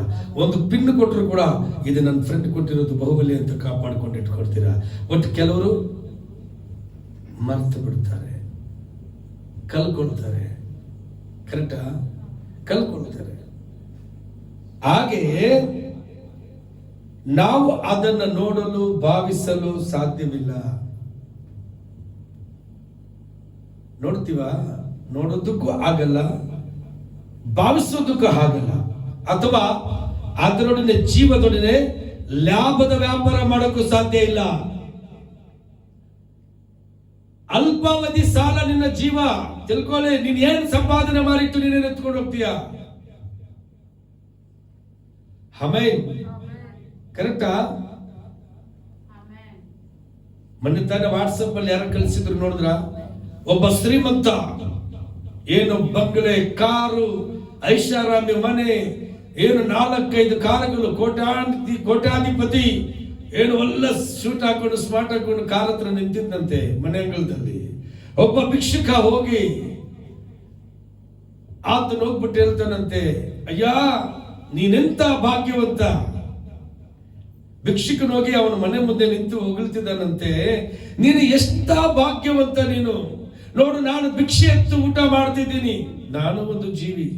ಬಟ್ ನಿನಗೆ ದೇವರು ನೋಡು ಎಷ್ಟೆಲ್ಲ ಕೊಟ್ಟಿದ್ದಾನೆ, ಐಶ್ವರ್ಯ, ಬಂಗಲೆ, ಕಾರು, ಹಣ, ಬಂಗಾರ ಎಲ್ಲ ಕೊಟ್ಟಿದ್ದಾರೆ ಅಂತ ಹೇಳಿದಾಗ ಆತನು ಆ ಭಿಕ್ಷುಕನ ಮಾತನ್ನ ಕೇಳಿ ಸ್ವಿಕ್ಸ್ ಅನ್ನ ತೆಗೆದು ಕಣ್ಣಲ್ಲಿ ನೀರು ಹಾಕೊಂಡು ಹೇಳ್ತಾನಂತೆ, ಅಯ್ಯ ಇಷ್ಟೆಲ್ಲ ಆಸ್ತಿ, ಅಂತಸ್ತು, ಬಂಗಾರ ಎಲ್ಲ ಇದ್ರು ಕೂಡ ನನಗೆ 2 ಕಣ್ಣೇ ಇಲ್ಲ. ನಿನಗೆ ಬೇಕಾಗಿದ್ರೆ ಎಲ್ಲ ಆಸ್ತಿಯನ್ನ ಬರ್ಕೋ, ನಿನ್ನ 2 ಕಣ್ಣನ್ನ ನನಗೆ ಕೊಡು ಸಾಕು ಅಂತ ಕೇಳಿದಂತೆ. ಆವಾಗ ಭಿಕ್ಷುಕನಿಗೆ ಅರ್ಥ ಆಯ್ತಂತೆ, ಈ ಐಶ್ವರ್ಯಕ್ಕಿಂತ ದೇವರು ಕಟ್ಟಿರೋ ಕಣ್ಣೇ ಶತಕೋಟಿಗೆ ಸಮಾನ ಅಂತ ಆ ಭಿಕ್ಷುಕನ ತಿಳ್ಕೊಂಡಂತೆ. ಹಾಗೆ ಇವತ್ತು ಪ್ರತಿಯೊಬ್ಬ ಕ್ರೈಸ್ತರು ತಿಳ್ಕೋಬೇಕು, ಜೀವದ ಬೆಲೆ, ನಮ್ಮ ಕಣ್ಣಿನ ಬೆಲೆ, ಪ್ರಾಣದ ಬೆಲೆ, ಆತ್ಮದ ಬೆಲೆ, ಇದ್ಯಾವುದು ನಮಗೆ ಸ್ವಂತ ಸೊತ್ತಲ್ಲ. ಇವೆಲ್ಲ ಬಾಡಿಗೆಗೆ ದೇವರಿಟ್ಟಿದ್ದಾರೆ ನಮ್ಮಲ್ಲಿ. ಕಿಡ್ನಿ ಇಲ್ಲ ಅಂದ್ರೆ ಮನುಷ್ಯ ಬದುಕಲ್ಲ, ಹಾರ್ಟ್ ಇಲ್ಲ ಅಂದ್ರೆ ಮನುಷ್ಯ ಬದುಕಲ್ಲ, ಕಣ್ಣಿಲ್ಲ ಅಂದ್ರೆ ಲೋಕನೇ ಕತ್ತಲು, ಜೀವ ಇಲ್ಲ ಅಂದ್ರೆ ಸತ್ತೋಗ್ತಾನೆ. ಇವೆಲ್ಲ ದೇವರು ಕೊಟ್ಟಿರೋ ಸಾಲ ನಮಗೆ. ಅದಕ್ಕೆ ನಿನ್ನ ಕಣ್ಣು ಒಳ್ಳೆಯದನ್ನ ನೋಡ್ಲಿ, ಕೆಟ್ಟದ್ದನ್ನ ನೋಡಬೇಡ. ನಿನ್ನ ಹೃದಯ ಕರುಣೆಯಿಂದ ತುಂಬಲ್ಪಡಲಿ, ಇನ್ನೊಬ್ಬರ ಕಷ್ಟದಲ್ಲಿರೋರಿಗೆ ಆದರಣೆ ತೋರಿಸ್ಲಿ. ನಿನ್ನ ಕಿಡ್ನಿ ದೇಹಕ್ಕೆ ಏನೋ ಫ್ಯೂಯಲ್ ಸಪ್ಲೈ ಮಾಡೋದು. ನಿನ್ನ ಕಿಡ್ನಿ ನಿನ್ನ ದೇಹದಲ್ಲಿ ಫ್ಯೂಯಲ್ ಪ್ಯೂರಿಫೈ ಮಾಡಿ ಸಪ್ಲೈ ಮಾಡುತ್ತದೆ. ಅದು ಒಂದು ಪಾರ್ಟ್ಸ್. ಹೃದಯ ಬ್ಲಡ್ ಇಂಜನ್ ಆಯಿಲ್, ಅದು heart pumping engine oil. Kidney diesel supply ಮಾಡೋದು. ಅರ್ಥ ಮಾಡ್ಕೊಳ್ಳಿ. ಸುಮ್ಮನೆ ಅಲ್ಲ, ದೇವರು ಯಾವ ಉದ್ದೇಶದಿಂದ ಮಾಡಿಲ್ಲ ಇದೆಲ್ಲ. ಇಂಜನ್ ಅಲ್ಲಿ ಪಂಪಿಂಗ್ ಆಗುವ ರಕ್ತ ಏನು ಎಲ್ಲ ಪಾರ್ಟ್ಸ್ಗೂ ಗ್ರೀಸ್ ತುಂಬಿಸ್ತದೆ, ಜೀವ ಕೊಡ್ತದೆ. ಕಿಡ್ನಿ ಎಲ್ಲಾ ಪಾರ್ಟ್ಸ್ ಇರ್ತಕ್ಕಂಥ ಕೆಟ್ಟ ಕಲ್ಮಶನ ತೆಗೆದು ಪ್ಯೂರಿಫೈ ಮಾಡ್ತದೆ, ಡೀಸೆಲ್ ಸಪ್ಲೈ ಮಾಡ್ತದೆ ಅದು. ಇವತ್ತು ನಾವು ಯೂರಿನ್ ಪಾಸ್ ಮಾಡ್ತೀವಿ ಅಂತ ಹೇಳ್ತೀವಿ, ದೇವರು ಹೇಳ್ತಾರೆ ಇಲ್ಲ, ನಿನ್ನ ದೇಹದ ಕಲ್ಮಶವನ್ನ ತೆಗೆಯೋದಕ್ಕಿಟ್ಟಿದ್ದೀನಿ ಅಂತ ಹೇಳ್ತಾರೆ. ಅರ್ಥ ಆಯ್ತಾ? ಈ ರೀತಿ ದೇವರು ಈ ದೇಹ ಅನ್ನೋ ಇಂಜಿನ್ ಅನ್ನ ಓಡಿಸಕ್ಕೆ ಅನೇಕ ಪಾರ್ಟ್ಸ್ ಗಳನ್ನ ಇಟ್ಟಿದ್ದಾರೆ. ಅದಕ್ಕೆಲ್ಲದಕ್ಕೂ ಕಿಂಗ್ ಯಾರು? ಜೀವ. ಎಲ್ಲದಕ್ಕೂ ಜೀವ ತುಂಬುತ್ತದೆ ಇದು ಕಾರ್ಯ ಮಾಡೋದಕ್ಕೆ. ಡ್ರೈವರ್ ಈ ಜೀವ ಅನ್ನೋದೇ ಆತ್ಮ. ಆತನು ಶ್ವಾಸ ಆಡಿದ್ರೆ ಒಳಗಡೆ ನಾವು ಶ್ವಾಸ ಆಡ್ತೀವಿ, ಆತನ ಸೈಲೆಂಟ್ ಆಗಿ ಕೂತ್ಕೊಂಡ್ರೆ ಸತ್ತೋಗ್ತೀವಿ. ಆಗ ಪರಿಶುದ್ಧಾತ್ಮರು ನಿನ್ನೊಳಗಡೆ ಇದ್ದು ಈ ದಿನದವರೆಗೂ ನಿನ್ನನ್ನು ಕಾಪಾಡ್ಕೊಂಡ್ ಬಂದಿದ್ದಾನೆ. ಇವತ್ತುವರೆಗೂ ನಮ್ಮನ್ನ ಜೀವಂತವಾಗಿಟ್ಟಿದ್ದಾನೆ. ದೇವರು ನಮ್ಮ ನೀತಿಗೆ ಎದುರು ನೋಡ್ತಿದ್ದಾನೆ, ಒಬ್ಬೊಬ್ಬರ ನೀತಿಗೆ ಎದುರು ನೋಡ್ತಿದ್ದಾನೆ. ನೀತಿಯನ್ನ ಕಳ್ಕೊಂಡ್ರೆ ಈ ಸಾಲವನ್ನ ತೀರಿಸಬೇಕು. ಈ ಸಾಲವನ್ನ ತೀರಿಸಬೇಕು. ನಾವು ಸಾಲವನ್ನ ತೀರಿಸೋದು ಅಂದ್ರೆ ಜೀವ ನಮ್ಮನ್ನ ಬಿಟ್ಟು ಹೊರಟೋಗ್ತದೆ. ಆಗ ನಾವು ಕೂಡಿಸಿಟ್ಟ ಆಸ್ತಿ, ಬಂಗಾರ, ಒಡವೆ, ದುಡ್ಡು, ಬಿಲ್ಡಿಂಗು, ಅಪಾರ್ಟ್ಮೆಂಟ್ಸು, ಬ್ಯಾಂಕ್ ಬ್ಯಾಲೆನ್ಸ್ ಇವೆಲ್ಲ ಎಲ್ಲೋಗುತ್ತೆ? ಇಲ್ಲ. ಅದಕ್ಕೆ ಜೀವದ ಬೆಲೆಯನ್ನ ನಾವು ಬದುಕಿರೋವಾಗಲೇ ತಿಳ್ಕೋಬೇಕು. ಅದರಿಂದ ವ್ಯಾಪಾರ ಮತ್ತು ಲಾಭ ಪಡೆಯೋದಕ್ಕೆ ಅಸಾಧ್ಯ ಇಲ್ಲ, ಸಾಧ್ಯವಿಲ್ಲ ನಮ್ಮ ಕೈಯಲ್ಲಿ. ಏನು, ಈ ಉಸಿರನ್ನ ಇಟ್ಟು ನೀನು ಲಾಭ ಪಡ್ಕೊಳ್ಳಕ್ಕಾಗ್ತದ? ಈ ಜೀವನ ಇಟ್ಟು ನೀನು ಲಾಭ ಸಂಪಾದನೆ ಮಾಡಕ್ಕಾಗ್ತದ? ಬಟ್ ನೀನು ಮಾಡಕ್ಕಾಗಲ್ಲ. ಬಟ್ ಜೀವ ಮಾಡಿಕೊಡ್ತದೆ ನಿನಗೆ. ನಿನಗೆ ಜೀವ ಐಶ್ವರ್ಯವನ್ನ ಕೊಡ್ತದೆ. ಈ ಜೀವ ಹೋಗಿ ದುಡಿಯೋ ಸಾಮರ್ಥ್ಯವನ್ನ ಕೊಡ್ತದೆ. ಈ ಜೀವ ಹೋಗಿ ನಿಂತ್ಕೊಳ್ಳೋ ಸಾಮರ್ಥ್ಯವನ್ನ ಕೊಡ್ತದೆ. ಈ ಜೀವದಿಂದನೇ ನಾವು ನಿಂತಿರೋದು, ಈ ಜೀವದಿಂದನೇ ನಾವು ಮಾತಾಡೋದು, ಈ ಜೀವದಿಂದನೇ ಎರಡು ಕೈ ಎತ್ತೋದು, ಈ ಜೀವದಿಂದನೇ ನಾವು ನಡೆದಾಡೋದು, ಈ ಜೀವದಿಂದನೇ ನಮ್ಮ ಆಲೋಚನೆ ವರ್ಕ್ ಆಗೋದು. ಈ ಜೀವ ಇಲ್ಲ ಅಂದ್ರೆ ಎಲ್ಲ ಶೂನ್ಯ, ನಿಷ್ಕ್ರಿಯವಾಗ್ಬಿಡ್ತದೆ, ಎಲ್ಲ ಕೋಮಾಗೋಗ್ಬಿಡ್ತದೆ, ಪ್ಯಾರಲೈಸ್ ಆಗಿ ಬಿದ್ದೋಗ್ತದೆ. ಮೆದುಳು ಶಾಕ್ ಆದ್ರೆ ಮನುಷ್ಯ ಸತ್ತೋದ. ಎಲ್ಲಿ ಹಾಲಲ್ಲೂಯ್ಯ ನೋಡಿ. ನೆನ್ನೆ ತಾನೆ ಗುಂಡೂರು ನರಸಿಂಹ ಅವರು ಬಾಬಾ ಇದ್ದ, ಆತನ ಆಸ್ಪತ್ರೆಯಲ್ಲಿದ್ದ. ಹೋಗಿ ನೋಡ್ಕೊ, 40 years ಏಜ್. ಆತನಿಗೆ ಮೊದಲೊಂದ್ಸಲ ಏನು ಪ್ರಾಬ್ಲಮ್ ಆಗಿ ಯೇಸುಸ್ವಾಮಿ ಬಗ್ಗೆ ಹೇಳಿದೆ, ಯೇಸುಸ್ವಾಮಿನ ನಂಬು ಅಂತ ಹೇಳಿದ್ದೆ. ಬಟ್ ಆತನ ನಂಬಲಿಲ್ಲ. ನೋಡಿ ನೆನ್ನೆ ರಾತ್ರಿ ತಿರೋದ. ನೆನ್ನೆ ಹೋಗಿ ಎಣ್ಣೆ ಹಚ್ಚಿ ಪ್ರಾರ್ಥನೆ ಮಾಡುವಾಗ ವೆಂಕಟೇಶ್ ವೆಂಕಟೇಶ್ ವೆಂಕಟೇಶ್ ಅಂತ ತೆಟ್ಟಿ ಕೂಗಿದಾಗ ಆತನ ನನ್ನ ಸ್ವರ ಕೇಳಿ ಕಣ್ಣು ಬಿಟ್ಟು ನೋಡಕ್ಕೆ ಪ್ರಯತ್ನ ಪಟ್ಟ. ಆತನು ಏನೋ ಹೇಳ್ಬೇಕು ಅಂತ. ಆಮೇನ್. ಆಗ ನಾನು ಎಲ್ಲಿ ಬರ್ದೆ? ಇಲ್ಲ, ಯಾಕಂದ್ರೆ ಅನ್ಕಾನ್ಸಿಯಸ್ ಇರುವಾಗ ಕೋಮಾಗ ಹೋಗ್ಬಿಟ್ಟ ಮೇಲೆ ಆ ಜೀವ ಸಾಲ ಅಲ್ವಾ ನೋಡೋದು ಹೊರಟೋಯ್ತು. ರಾತ್ರಿ ಎಲ್ಲಿ ಮನುಷ್ಯ ಅವನು ಯಾರಿಗೇನೋ ಮೋಸ ಮಾಡೋದ್ನೋ, ಯಾರಿಗೆ ಅನ್ಯಾಯ ಮಾಡೋದು, ಬಂಧುಗಳಿಗೆ ಅನ್ಯಾಯ ಮಾಡೋದು, ಸ್ವಂತದವ್ರಿಗೆ ಅನ್ಯಾಯ ಮಾಡಿ ಕೂಡಿಕೊಂಡು ಇನ್ನೊಬ್ಬರನ್ನ ನೋಯಿಸಿ ದುಃಖ ಪಡಿಸಿ ಸಂಪಾದನೆ ಮಾಡಿಟ್ಟಿದ್ದು, ಹೊಸ ಬಿಲ್ಡಿಂಗ್ ಕಟ್ಕೊಂಡಿದ್ದಾನೆ, ಸಪರೇಟ್ ಆಗಿ ಜೀವಿಸ್ತಾ ಇದ್ದ, ಎಲ್ಲ ಕಂಪ್ಲೇಂಟ್ಸ್. ಏನತ್ಕೊಂಡೋದ ಇವತ್ತು? ಈಗ ಎಲ್ಲರೂ ಹೇಳ್ತಾರೆ ಆತನು ಏನ್ ಮಾಡ್ದ ನಮ್ಗೆ, ನಾನು ಹೇಳ್ತಾರೆ ಅವನು ಏನ್ ಮಾಡ್ದ, ಸತ್ತೋಗಿದ್ದ ಮೇಲೂ ಅಂತಾರೆ. ಹಾಗೆ ಈ ಜೀವಕ್ಕೆ ಬೆಲೆ ಕೋಟಿ ಅಲ್ಲ, ಈ ಜೀವಕ್ಕೆ ಬೆಲೆ 10 ಕೋಟಿ ಅಲ್ಲ, ಈ ಜೀವಕ್ಕೆ ಬೆಲೆ 100 ಎಕರೆ ಜಮೀನಿಗೆ ಸಮಾನ ಅಲ್ಲ. ಇದಕ್ಕೆ ಬೆಲೆ ಕಟ್ಟಲಾಗದಂತ ಬೆಲೆ ಇದೆ ಇದಕ್ಕೆ. ಇದರಿಂದನೇ ನೀನು ದೇವರಿಟ್ಟಿರ್ತಕ್ಕಂಥ ಜೀವದಿಂದನೇ ನೀನು ಇವತ್ತು ಜೀವಂತವಾಗಿದ್ದೀಯಾ. ಬಟ್ ದೇವರು ಸಾಲವನ್ನ ಕೇಳ್ಬಿಟ್ರೆ ನೀನು ಸಾಲ ಕೊಡ್ಲೇಬೇಕು. ಅಂದ್ರೆ ಅರ್ಥ ಏನು? ನಾನು ನಿನ್ನಲ್ಲಿಟ್ಟಿರೋ ಈ ಜೀವ ಸಾಲವನ್ನ ವಾಪಸ್ ಕೊಡು ಅಂದಾಗ ಬಾ ಬಾ ಅಂದಾಗ ಠೇವಣಿ ಫಿನಿಶ್ ಆಗ್ತದೆ. ಅದಕ್ಕೆ ವರ್ಷ ವಯಸ್ಸಿಲ್ಲ, ಚಿಕ್ಕ ಮಗುವಲ್ಲೂ ಕೂಡ ಹೊರಗಡೆ ಬಂದ್ಬಿಡ್ತದೆ. ಅರ್ಥ ಐತೆ ಹೇಳಿದ್ದು? ಇದಕ್ಕೆ ಆ ಜೀವಕ್ಕೆ ಏಜ್ ಇಲ್ಲ, 50 ವರ್ಷ 60 ವರ್ಷ ಹಿಂಗೆಲ್ಲ ಇಲ್ಲ. ಜೀವ ದೇವರು ನಮ್ಮಲ್ಲಿಟ್ಟಿದ್ದಾನೆ ಬದುಕಬೇಕು ಅಂತ. ಬಟ್ ಬದುಕು ಹೇಗೆ ಬದುಕು? ಆ ಜೀವ ಮೋಸ ಮಾಡಲ್ಲ ಯಾರಿಗೂ.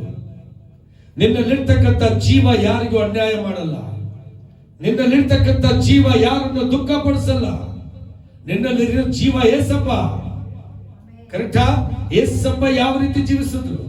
ಸುಳ್ಳು ಹೇಳಿದ್ರ, ಮೋಸ ಮಾಡಿದ್ರ, ಅನ್ಯಾಯ ಮಾಡಿದ್ರ, ವಂಚನೆ ಮಾಡಿದ್ರ, ಯಾರನ್ನಾದ್ರೂ ಒಂದು ಕೆಟ್ಟ ಮಾತು ಬೈದ್ರ, ಇವತ್ತು ನೀನ್ ಹೇಳ್ತೀಯ ಇದು ನನ್ನ ಜೀವ, ನಂದು, ನನ್ನ ದುಡಿಮೆ, ನನ್ನ ಆಸ್ತಿ ಅಂತ ಹೇಳ್ತೀಯಲ್ಲ. ನಿನ್ನದ್ಯಾವುದೂ ಇಲ್ಲ. ಎಲೆ ಮನುಜನೇ, ನಿನ್ನನ್ನ ಮಣ್ಣಿನಿಂದ ಉಂಟು ಮಾಡಿ ನನ್ನ ಜೀವ ಶ್ವಾಸವನ್ನ ಇಟ್ಟಿದ್ದೀನಿ, ಮರಿಬೇಡ.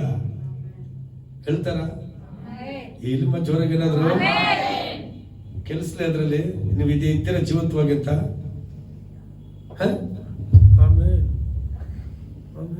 ಇದೇನಿದು?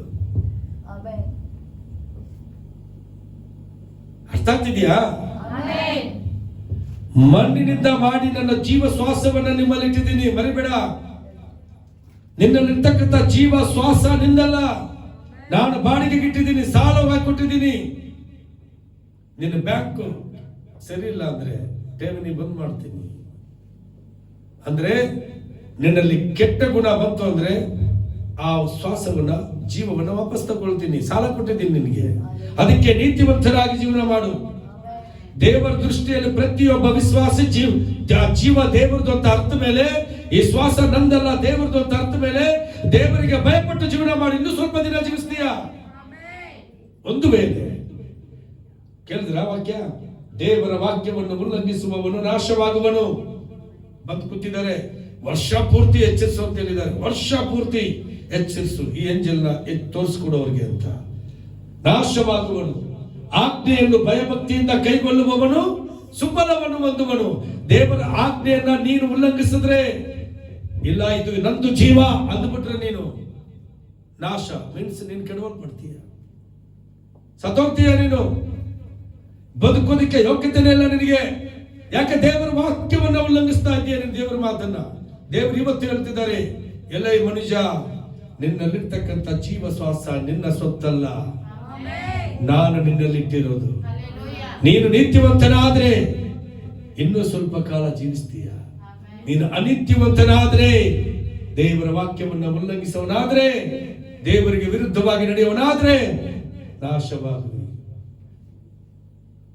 ಜ್ಞಾನೋಕ್ತಿ 13:13 ಸ್ಪಷ್ಟವಾಗಿ ಬರೆಸಿದ್ದಾರೆ, ಓದ್ತಾ ಇದ್ದೀವಿ. ಅದು ಸುಳ್ಳ? ಅದು ಮಾತಾಡ್ತಾ ಇಲ್ವಾ? ಯಾಕೆ ನಮಗೆ ಭಯ ಬರಬಾರದು? ಈ ಜೀವ ಶ್ವಾಸ ನಂದಲ್ಲ. ಸರಿ, ಈ ಜೀವವನ್ನ ನೀವೆಲ್ಲಿಂದ ಪಡಿತೀರಾ? ನಂದು ಅಂತ ಹೇಳಿ ಬದುಕುವ ಒಬ್ಬ ವ್ಯಕ್ತಿ, ಈ ಜೀವ ನಂದು, ನಾನು ಅಂತನಲ್ಲ. ಬಟ್ ಆ ಜೀವವನ್ನ ಎಲ್ಲಿಂದ ಪಡೆದೆ ನೀನು? ಗೊತ್ತಾ ನಿನಗೆ? ತಾಯಿ ಗರ್ಭದಿಂದ ಹುಟ್ಟಿ ಬಂದೆ. ಅದೇ ಹೇಳಿದ್ದು ದೇವರು, ನಿನ್ನ ತಾಯಿ ಗರ್ಭದಿಂದ ಹುಟ್ಟಿ ಬಂದಾಗ ನಿನ್ನ ತಾಯಿ ಕೈಯಲ್ಲಿ ಎತ್ಕೊಂಡು ಜೀವ ಶ್ವಾಸವನ್ನ ಊದಿ ಜೀವ ಕೊಟ್ಟಿಲ್ಲ ನಿನಗೆ. ತಾಯಿ ಗರ್ಭದಿಂದ ಬರುವ ಕ್ಷಣದಲ್ಲಿ ದೇವರ ಆತ್ಮ ನಿನಗೆ ಜೀವವನ್ನು ತುಂಬಿದ್ರು. ಆವಾಗಲೇ ಹೊರಗಡೆ ಬಂದ ತಕ್ಷಣ ತಾಲೋದು ಮಗು. ಆ ಕ್ಷಣ ನೋಡಿ, ಆವಾಗಲೇ ಜೀವ ಶ್ವಾಸ ಊದೋದು ದೇವರು. ತಾಯಿಗೂ ಆ ಜೀವಕ್ಕೂ ಸಂಬಂಧ ಇಲ್ಲ. ಅರ್ಥ ಆಗ್ತಿದ್ಯಾ? ನಮ್ಮಲ್ಲಿರೋ ಜೀವಕ್ಕೂ ತಾಯಿಗೂ ಸಂಬಂಧ ಇಲ್ಲ. ನಮ್ಮಲ್ಲಿರೋ ಜೀವಕ್ಕೂ ಏಸಪ್ಪಗೆ ಸಂಬಂಧ ಇದೆ. ಅದೇ ರೀತಿ ದೇಹಕ್ಕೂ ತಾಯಿಗೂ ಸಂಬಂಧ ಇದೆ. ಯಾಕೆಲ್ಲಿ ಈ ದೇಹ 9 ತಿಂಗಳ ಆಶ್ರಯವನ್ನು ಕೊಟ್ಟು ಈ ರಕ್ತದಲ್ಲೇ ಬೆಳೆದಿದೆ. ಅದು ಅದಕ್ಕೆ ಈ ದೇಹಕ್ಕೂ ತಾಯಿಗೂ ಸಂಬಂಧ ಇದೆ, ಬಟ್ ಜೀವಕ್ಕೂ ತಾಯಿಗೂ ಸಂಬಂಧ ಇಲ್ಲ. ನೋ. ಹಾಗೆ ಹೇಳುವವನು ಶಾಪಗ್ರಸ್ತನು. ದೇವರು ಹೇಳ್ತಾರೆ, ನನ್ನ ತಾಯಿ ಜನ್ಮ ಕೊಟ್ಲು, ನಿಜ ಜನ್ಮ ಕೊಟ್ಲು, ಆದ್ರೆ ಜೀವ ಕೊಟ್ಟಿಲ್ಲ. ಜೀವ ಕೊಟ್ಟಿದ್ಯಾರು? ಏಸಪ್ಪ. ಯಾರು ಕೊಟ್ಟಿದ್ದು ಜೀವ? ಆಮೆನ್. ಆದಿಕಾಂಡ, ಜೆನೆಸಿಸ್ ಚಾಪ್ಟರ್ 2, ಆದಿಕಾಂಡದಲ್ಲಿ 2ನೇ ಅಧ್ಯಾಯದಲ್ಲಿ 7ನೇ ವಚನವನ್ನು ನೋಡೋಣ. ನೀನ್ ಎಲ್ಲಿಂದ ಪಡ್ಕೊಂಡ ಜೀವ ಶ್ವಾಸವನ್ನು ಅನ್ನೋದಕ್ಕೆ ಸಾಕ್ಷಿ ಇಲ್ಲಿದೆ. ಓದಮ್ಮ. ಈಗಿರಲು ಯೆಹೋವ ದೇವರು ನೆಲದ ಮಣ್ಣಿನಿಂದ ಮನುಷ್ಯರನ್ನು ರೂಪಿಸಿ ಅವನ ಮೂಗಿನಲ್ಲಿ ಜೀವ ಶ್ವಾಸವನ್ನು ಊದಿದನು.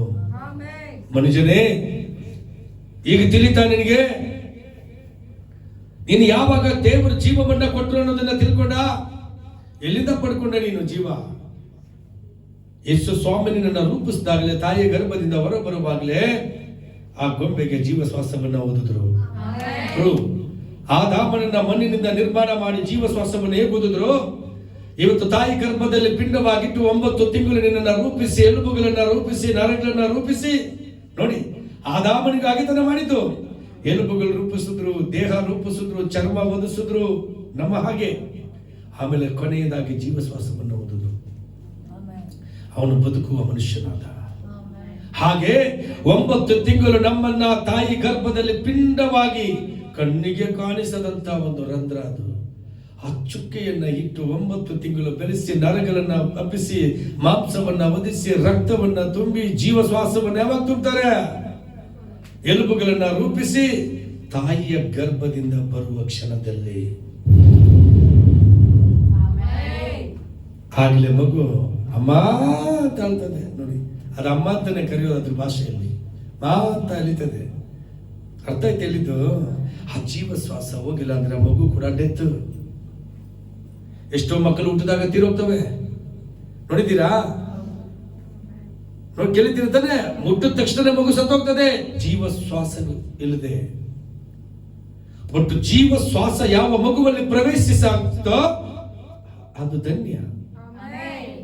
ಯಾವ ಮಗುಗೆ ಜೀವ ಶ್ವಾಸ ಸಿಕ್ಕಲ್ವೋ ಅವು ಸತ್ತೋಗ್ತವೆ. ಒಟ್ಟು ದೇವರಿಗೆ ಇಷ್ಟ ಇಲ್ಲ ಅದು. ಅರ್ಥ ಆಯ್ತು ಹೇಳಿದ್ದು? ದೇವರಿಗೆ ಇಷ್ಟ ಇಲ್ಲ ಅದು. ಅವನು ಬಂದು ಪ್ರೌಢಿ ಆಗ್ತಾನೋ, ಕೊಲೆಗಾರನಾಗ್ತಾನೋ, ಮೋಸಗಾರನಾಗ್ತಾನೋ, ಅಥವಾ ಒಬ್ಬ ಹತ್ಯೆಗಾರನಾಗ್ತಾನೋ ದೇವ್ರಿಗೆ ಗೊತ್ತಿದೆ. ಒಬ್ಬ ಪಾಪಿ ಆಗ್ತಾನೋ ದೇವ್ರಿಗೆ ಗೊತ್ತಿದೆ. ಅದಕ್ಕೆ ಜೀವ ಶ್ವಾಸ ಕೊಡಲ್ಲ. ಲೆಫ್ಟ್ ಸಸಿಯಲ್ಲೇ ತುಳಿದಾಕ್ತಾರೆ. ಈಗ ಗೊತ್ತಾಯ್ತಾ ನಾವು ಎಲ್ಲಿಂದ ಪಡ್ಕೊಳ್ತೀವಂತ? ಎಲ್ಲಿಮ್ಮ? ಈ ಜೀವ ಶ್ವಾಸವನ್ನು ಊದಿದವನು ಆಗ ಮನುಷ್ಯನು ಬದುಕುವ ಪ್ರಾಣಿ ಆದನು. ಎಲ್ಲಾ ಜೀವವು ದೇವರಿಂದ ಬಂದಿತ್ತು. ಎಲ್ಲಿಂದ ಬಂದಿತ್ತು? ಎಲ್ಲರಲ್ಲೂ ಜೀವ ದೇವರಿಂದನೇ ಬರ್ತಿರೋದು. ಇವತ್ತು ಮನುಷ್ಯನು ಕೊಂಡುಕೊಳ್ಳಕ್ಕಾಗಲ್ಲ ಜೀವನ, ಪ್ರಾಣ. ಆ ಜೀವ ಹೋಗ್ತಿದೆ ಅನ್ನೋವಾಗ ಕೋಟಿಗಟ್ಟಲೆ ಖರ್ಚು ಮಾಡ್ತಾರೆ. ಆಸ್ಪತ್ರೆಗೆ ಹೋಗಿ ವೈದ್ಯರ ಕಾಲುಗಳನ್ನು ಹಿಡಿತಾರೆ. ನನ್ನ ಮಗನ್ನ ಬದುಕಿಸ್ಕೊಡಿ, ನಮ್ಮ ಗಂಡನ್ನ ಬದುಕಿಸ್ಕೊಡಿ, ನಮ್ಮ ತಂದೆನ ಬದುಕಿಸ್ಕೊಡಿ, ನಮ್ಮ ಹೆಂಡತಿನ ಬದುಕಿಸ್ಕೊಡಿ ಅಂತ ಕೋಟಿಗಟ್ಟಲೆ ಲಕ್ಷಗಟ್ಟಲೆ ಹಣಗಳನ್ನ ಖರ್ಚು ಮಾಡ್ತಾರೆ. ಯಾವ ಮನುಷ್ಯನಾದ್ರೂ ಈ ಜೀವವನ್ನ ಉಳಿಸಕ್ಕಾಗ್ತದ? ಆಗಲ್ಲ. ಬಟ್ ದೇವರ ಕರುಣೆ ಇದ್ದ ಮಾತ್ರನೇ ಜೀವ ವಾಪಸ್ ಬರ್ತದೆ. ಆಗ ದೇವರ ಕರುಣೆ ನಿನ್ನ ಮೇಲೆ ಬಂದು ಜೀವ ಕೊಟ್ಟಾಗ ನೀನೇನ್ ಮಾಡಬೇಕು? ದೇವರಿಗೆ ಚಿರಋಣಿಯಾಗಿ ಜೀವಿಸಬೇಕು. ಯಾಕಂದ್ರೆ ಸಾಲವಾಗಿ ಮತ್ತೆ ಕೊಟ್ಟಿದ್ದಾರೆ ನಿನಗೆ ಸ್ವಲ್ಪ ದಿನ.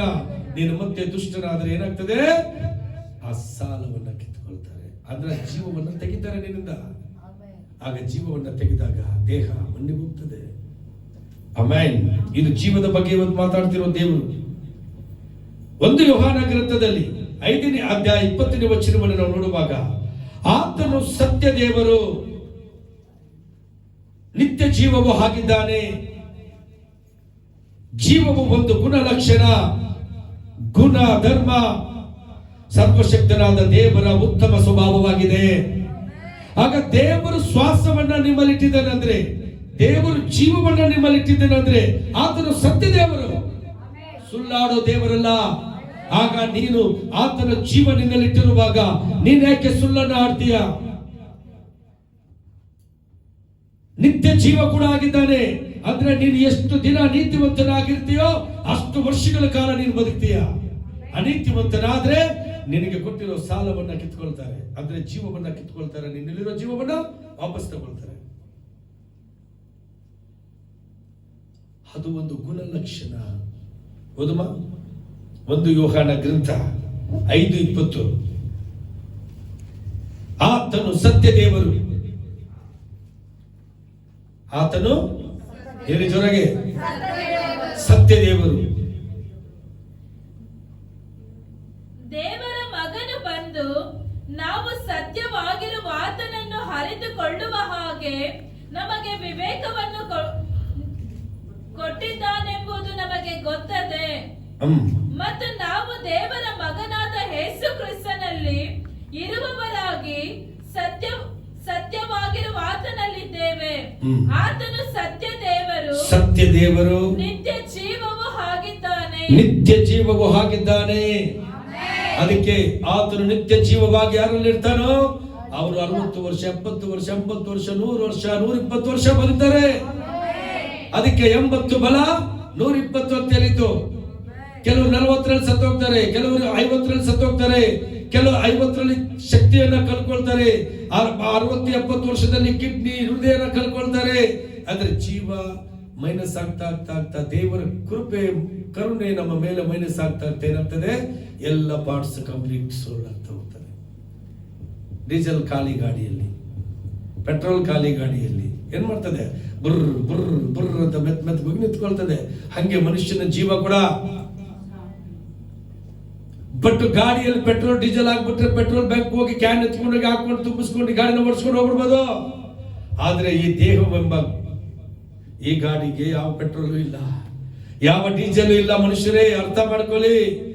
ಇದೆಲ್ಲ ಅದು ಸ್ಟಾಪ್ ಆಗೋಯ್ತು ಅಂದ್ರೆ ಇದನ್ನ ಎಬ್ಬರಿಸೋರು ಯಾರು ಇಲ್ಲ. ಇದಕ್ಕೆ ಡೀಸೆಲ್ ಇಲ್ಲ, ಪೆಟ್ರೋಲ್ ಇಲ್ಲ ಈ ಗಾಡಿಗೆ. ಇದನ್ನ ಓಡಿಸೋ ಪೆಟ್ರೋಲ್ ಒಂದೇ, ದೇವರು ಕೊಡುವ ಜೀವ. ಸತ್ತವ್ರನ್ನ ಎಬ್ಬರಿಸಬಹುದು ಅದು. ಆ ಜೀವ ಮತ್ತೆ ಬಂತು, ಶ್ವಾಸ ತಿರುಗಿ ದೇವರು ಕಳಿಸ್ಬಿಟ್ರು, ಮೂಗಲ್ ಬಂದ್ರೆ ಸತ್ತವರೇ ಅದು ಕುತ್ಕೊಳ್ತಾರೆ. ಬಟ್ ಇಷ್ಟು ಶ್ರೇಷ್ಠವಾದ ಕೃಪೆ ಇದು. ಇಷ್ಟೆಲ್ಲ ದೇವರು ಮಾತಾಡುವಾಗಲೂ ಕೂಡ ನಾವು ಮೂರ್ಖರಾಗಿ, ಕಠಿಣ ಹೃದಯಗಳಾಗಿ ಆ ಜೀವಕ್ಕೆ ಬೆಲೆ ಕೊಡದೆ ಜೀವಿಸೋ ನಾವು ವ್ಯಕ್ತಿಗಳಾದ್ರೆ ದೇವರ ಕರುಣೆ ನಮ್ಮ ಮೇಲೆ ಎಲ್ಲಿಂದ ಬರಬೇಕು? ಅಯ್ಯ ಅಪ್ಪ ನನ್ನ ಸಾಲ ಕಟ್ಟಕ್ಕಾಗಲ್ಲ, ಬ್ಯಾಂಕಲ್ಲಿ ಹೋಗ್ಬಿಟ್ಟು ಸಾಲ ತಗೊಂಡಿದ್ದೀವಿ, ಸಾಲ ಅವ್ರ ಬ್ಯಾಂಕ್ ಅವ್ರು ನೋಟಿಸ್ ಕಳಿಸ್ತಾರೆ, ಮನೆ ಸೀಸ್ ಮಾಡ್ತೀನಿ, ಹೇಳಲ್ವಾ? ಯಾರು ಕೇಳ್ತಾ ಇದ್ದೀನಿ? ಮನೆ ಸೀಸ್ ಮಾಡಲ್ವಾ? ಮಾಡ್ತಾರೆ. ಬಾ, ಎಷ್ಟು ಸುಂದರವಾಗಿ ಶಬ್ದಗಳು ಬರ್ತದಮ್ಮ.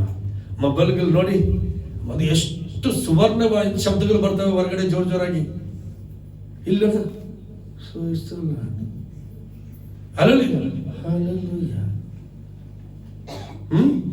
ನಮ್ಮ ದೇವರು ನಿಮ್ಗೆ ಇಷ್ಟ ಇಲ್ವಾ?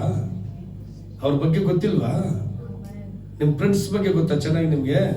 ಅವ್ರು ಮೆಚ್ಕೋಬೇಕ ನಿಮ್ಮನ್ನ? ಹಾಯ್, ಗುಡ್ ಮಾರ್ನಿಂಗ್, ಹಲೋ, ಎಷ್ಟು ಸುಂದರವಾಗಿ ಬರ್ತದಮ್ಮ. ಇಲ್ಲಿ ಹಲ್ಲೆಲೂಯಾ ಆ ಶಬ್ದದಲ್ಲಿ ಹೇಳಿ ಒಂದ್ಸಲ. ಯಾಕಂದ್ರೆ ನಿಮ್ ಸ್ನೇಹಿತರು ಮೆಚ್ಕೋಬೇಕು, ನೀನ್ ತಿಳ್ಕೊಂಡಿರೋ ನಿನ್ನ ಮೆಚ್ಕೋಬೇಕು. ಅದಕ್ಕ ಹಾಯ್ ಮಾ, ಹೆಂಗಿದೀಯಮ್ಮ, ಅಯ್ಯೋ ಬಂಗಾರು, ಅಯ್ಯೋ ಚಿನ್ನು, ಎಷ್ಟು ಮುದ್ದು ಮುದ್ದಾಗಿ ಮಾತಾಡ್ತೀರಾ, ಎಷ್ಟು ಸುಂದರವಾಗಿ ಮಾತಾಡ್ತೀರಾ. ಅದೇ ಯೇಸಪ್ಪನ ಮಹಿಮೆ ಪಡಿಸೋದಕ್ಕೆ ಸ್ತೋತ್ರ ಅಂತ. ಅಲ್ಲಲ್ಲಿ ಅಲ್ಲಿಗೆ ಸೀಮಿತ. ಎಂಥ ಜೀವನಮ್ಮ ನಮ್ಮದು. ಯೇಸಪ್ಪ ಮಾತಾಡ್ತಾರಲ್ಲ, ಸತ್ಯ, ಅದು ಸತ್ಯನೇ. ಅದಕ್ಕೆ ಜನವರಿ 1 ಬೆಂಕಿ ಹೊತ್ತಿಸ್ತಾರೆ. 9:30ಗೆ ಗೇಟ್ ಬಂದು ನೋಡೋಣ ಎಲ್ಲಿ ಹೋಗಿ ಪ್ರೇಯರ್ಗಳು ಮಾಡ್ಕೊಳ್ತೀರ ನೋಡೋಣ. ಅಲ್ಲಿ ಹಿಂದಿಯವನ್ನೊಬ್ಬನ್ನ ನೇಮಿಸ್ತೀನಿ, ವಾಚ್ಮನ್ನ. 4 ಅವರ್ಸ್ಗೆ ಒಬ್ಬನ ನೇಮಿಸ್ತೀನಿ, ಸ್ಟಿಕ್ಲಿ ಆರ್ಡರ್ ಕೊಟ್ಟಿರ್ತೀನಿ ಅವನಿಗೆ. ಅವನ ಮೇಲೆ ರೋಪಡ್ ನೋಡಿ ನೀವು. ಅವ್ನು ನಾನು ನೇಮಿಸೋದಲ್ಲ, ಸೆಕ್ಯೂರಿಟಿ ಬೋರ್ಡ್ ನೇಮಿಸ್ತೀನಿ. ಅವನ್ನ ಮಾತಾಡಿಸಿ ನೋಡಿ ನೀವು, ಏನಾದ್ರು ಬೈದ್ ನೋಡಿ ನೀವು, ಫೋರ್ಜರಿ ಮಾಡಿ ನೋಡಿ ಏನಾಗುತ್ತೆ ಅಂತ. ನೇಮ್ ಕೊಟ್ರೆ ನಿಮ್ಮ ಮೇಲೆ ಆಕ್ಷನ್ ಆಗ್ತದೆ. ಆಗ ತರ್ತೀನಿ ಒಬ್ಬನ್ನ ಎವ್ರಿ ಸಂಡೇ 9:30 to 1 o'clock ಅಷ್ಟೇ ತಂದು ನಿಲ್ಲಿಸ್ತೀನಿ ಅಲ್ಲಿ ಗುರ್ಕ. ಆಗ ಅದಕ್ಕೆ ದೇವರ ಬೆಲೆ ನಮಗೆ ಗೊತ್ತಿರಬೇಕು. ದೇವರಲ್ಲಿ ಇರ್ತಕ್ಕಂಥ ಒಂದು ಗುಣಲಕ್ಷಣ ಏನು? ಆತನು ಸತ್ಯ ದೇವರು. ಆ ದೇವರಲ್ಲಿ ಒಂದು ಗುಣ ಲಕ್ಷಣ ಇದೆ, ಒಳ್ಳೆ ಗುಣ. ನೋಡಿದ್ರ, ಕಾಲಲ್ಲಿ ಒದ್ರು ಕೆಲ್ಲಿಲ್ಲ, ಕಾಲಲ್ಲಿ ಒದ್ರು ಕೆಲ್ಲಿಲ್ಲ, ಕಾಲಲ್ಲಿ ಮಲಗಿ ನೋಡಿದ್ರು ಕೆಲ್ಲಿಲ್ಲ, ಮುಖದ ಮೇಲೆ ಉಗಿದ್ರು ಕೆಲ್ಲಿಲ್ಲ. ಕರೆಕ್ಟಾ?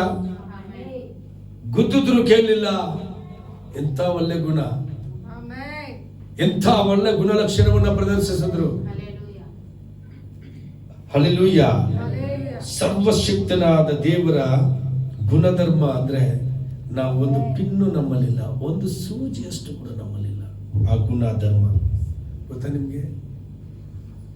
ಈ ಜೀವಕ್ಕೆ ಬೆಲೆ ಗೊತ್ತಿಲ್ಲದೆ ಜೀವಿಸುವ ವ್ಯಕ್ತಿ ಶೂನ್ಯ. ನಾನು ಹೇಳ್ತೀನಿ ಯೇಸಪ್ಪಗೆ, ಯೇಸಪ್ಪ, ಇವತ್ತಿನವರೆಗೂ ನಿನ್ನ ಜೀವವನ್ನ ಇಟ್ಟು ನಾನು ಕಾಪಾಡಿದ್ದೀರಾ. ನಾನಿವತ್ತು ಹೇಳಿದೆ, 18 ವರ್ಷ ನಾನು ಈ ಲೌಡ್ ಸ್ಪೀಕರ್ ಮಾತಾಡಿ ಮಾತಾಡಿ ಸವದೋಗಿದೆ. ಬರುವಾಗಲೂ ಕೂಡ ಹತ್ಕೊಂಡ್ ಬಂದೆ ನಾನು. ಯೇಸಪ್ಪ, ಇನ್ನೂ ಸ್ವಲ್ಪ ದಿನ ದೇವರೇ, ಇನ್ನೂ ಸ್ವಲ್ಪ ದಿನ ಇದನ್ನ ಸ್ವಸ್ಥವಾಗಿಡು. ಯಾಕಂದ್ರೆ ನಾನು ಇನ್ನೂ ಅನೇಕರಿಗೆ ನಿನ್ನ ಮಹಿಮೆಯನ್ನ ತಿಳಿಸ್ಬೇಕು. ಲೋಕಕ್ಕಾಗಿ ನಾನು ವ್ಯರ್ಥ ಮಾತುಗಳನ್ನಾಡಲ್ಲ, ವ್ಯರ್ಥ ಕಾರ್ಯಗಳಿಗೆ ನಾನು ಇದನ್ನ ಕೊಡೋದಿಲ್ಲ. ಇನ್ನೂ ಸ್ವಲ್ಪ ದಿನ ಜೀವಂತವಾಗಿ ಯೇಸಪ್ಪ ಅಂತ ಕೇಳ್ಕೊಂಡ್ ಬಂದಿದ್ದೀನಿ ನಾನು. ಅವ್ರ ಚಿಂತೆ ಇದ್ರೆ ಶ್ವಾಸ, ಇಲ್ಲ ಅಂದ್ರೆ ಎತ್ಕೊಂಡ್ಬಿಡ್ತಾರೆ. ಸಾಲ ಇದು ಯಾರದೇ ಆಗಲಿ. ನಾನು ಹತ್ಕೊಂಡು ಕೇಳ್ಕೊಂಡ್ ಬಂದಿದ್ದೆ. ಬರೋವಾಗ ನಮ್ಮ ಶ್ಯಾಮ್ ಗೊತ್ತು, ಹತ್ಕೊಂಡ್ ಬಂದೆ ನಾನು.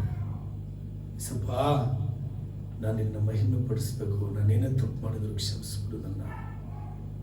ಈ ಜೀವಶ್ವಾಸನ ಸ್ವಸ್ಥ ಮಾಡಿದೇವ್ರೆ, ಈ ಶ್ವಾಸಕೋಶ ನಂದಲ್ಲ ನಿಂದ ದೇವ್ರೆ, ಇದನ್ನ ಇನ್ನೂ ಸ್ವಲ್ಪ ದಿನ ಗಟ್ಟಿ ಮಾಡು. ಏನೋ ಒಂಥರ ಗಾಬರಿ ಆಗ್ತಿದೆ. ಏಸಪ್ಪ ಹತ್ರ ಬೇಡ್ತಾ ಇದ್ದೀನಿ ನಾನು. ನಮ್ಮದಲ್ಲ ಇದೆಲ್ಲ, ಯಾವ ಕರೀತಾರೆ ನಾವು ಹೋಗ್ಬಿಡ್ತೀವಿ. ಬಟ್ ಏನು ಮಾಡೋಗ್ತೀವಿ ಲೋಕದಲ್ಲಿ ಅದು ಮುಖ್ಯ. ಏನನ್ನ ಬಿಟ್ಟು ಹೋಗ್ತೀವಿ ಲೋಕದಲ್ಲಿ ದೇವರಿಗಾಗಿ ಅದು ಮುಖ್ಯ. ಏನು ಕೂಡ್ಸಿಟ್ಟಿದ್ದೀವಿ, ಏನು ಸಂಪಾದನೆ ಮಾಡಿದ್ವಿ, ಏನು ಗಟ್ಟು ಮಾಡಿಟ್ಟಿದ್ದೀವಿ ಅದು ಮುಖ್ಯ ಅಲ್ಲ. ಈ ಜೀವ ಶ್ವಾಸ ಇರುವಾಗ ನಾವು ಏನು ದೇವರಿಗಾಗಿ ಮಾಡ್ತಿದ್ದೀವಿ. ಈ ಜೀವ ಶ್ವಾಸ ಹೊರಟೋದ್ರೆ, ನನಗೆ ಮೆಟ್ಟಂತ ಬರುವಾಗ ನಾನು ಹತ್ಕೊಂಡ್ಬಂದೆ. ನಾನು ಹತ್ತಿ ಕುಂತ್ಕೊಂಡಿದ್ದೆ. ಶಾಮಂತ ಹೇಳ್ತಾ, ಡ್ಯಾಡಿ ಟೈಮ್ ಆಗ್ತಿ ಡ್ಯಾಡಿ ಅಂತ.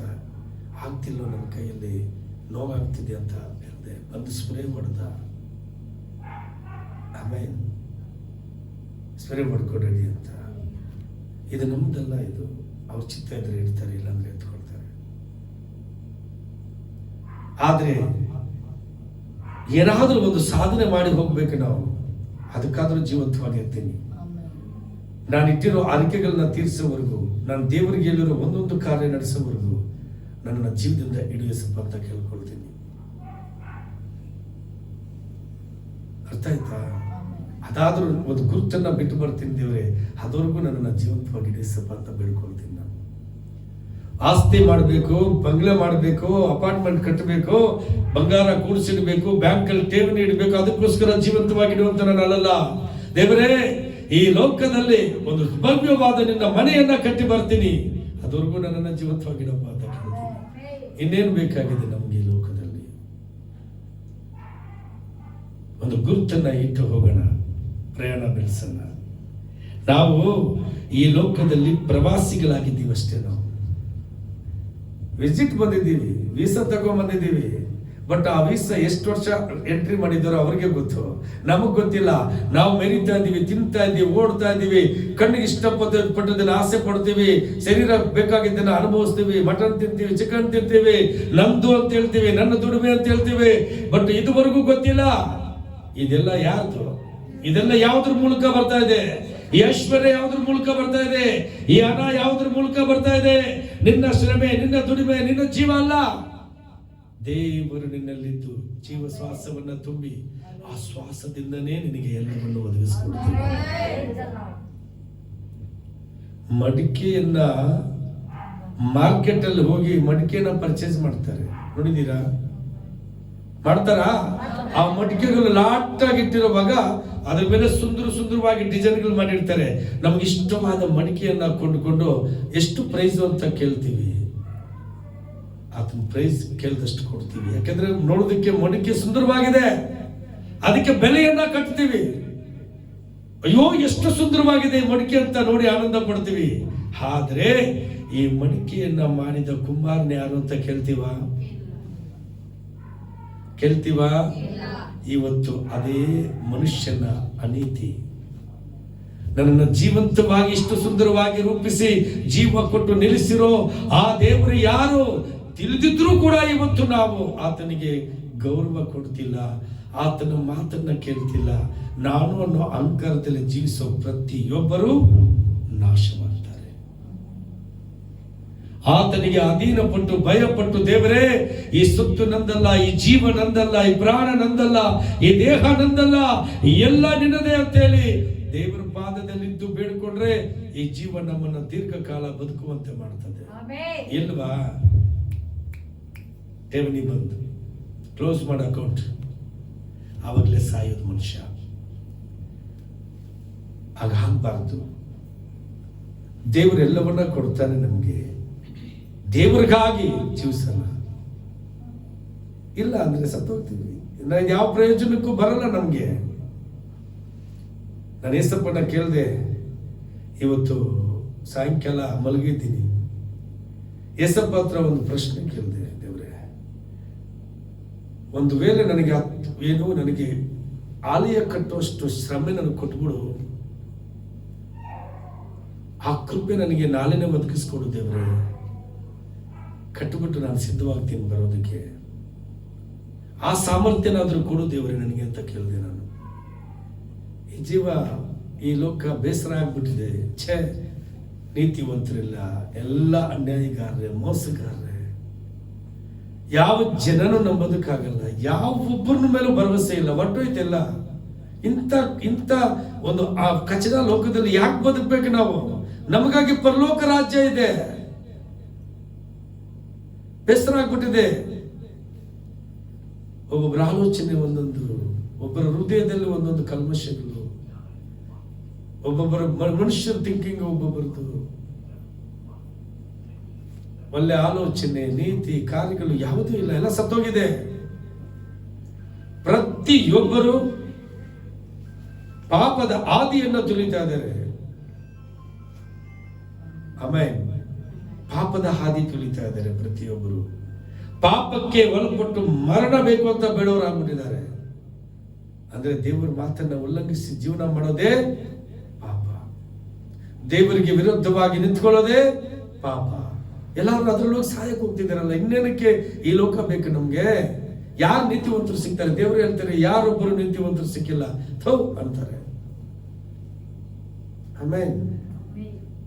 ಅದಕ್ಕೆ ದೇವರು ಆ ಕಾಲದಲ್ಲಿ ಶಿಕ್ಷೆಯನ್ನ ಕೊಡ್ತಿದ್ರು, ದುಷ್ಟರನ್ನ ಸಂಹರಿಸು ಅಂತ ಹೇಳಿದ್ರು. ಒಟ್ಟು ಇವತ್ತೇ ಹೇಳ್ತಾರೆ ದುಷ್ಟರನ್ನ ಕ್ಷಮಿಸು ಅಂತ.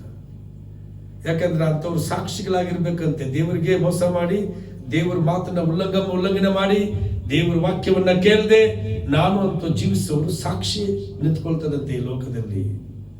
ಅದಕ್ಕಾಗಿ ಅವ್ರನ್ನ ಸ್ವಲ್ಪ ದಿನ ಬದುಕೋದಿಕ್ ಬಿಡ್ತಾರಂತೆ. ಆಗ ನಾವು ಕ್ರೈಸ್ತರು, ನಾವು ದೇವರ ಮಕ್ಕಳು, ಅನೈತಿವಂತರನ್ನ ಬಿಡಿ, ಈ ಪ್ರಜೆಗಳನ್ನ ಬಿಡಿ, ಅವ್ರಿಗೆ ಗೊತ್ತಿಲ್ಲ.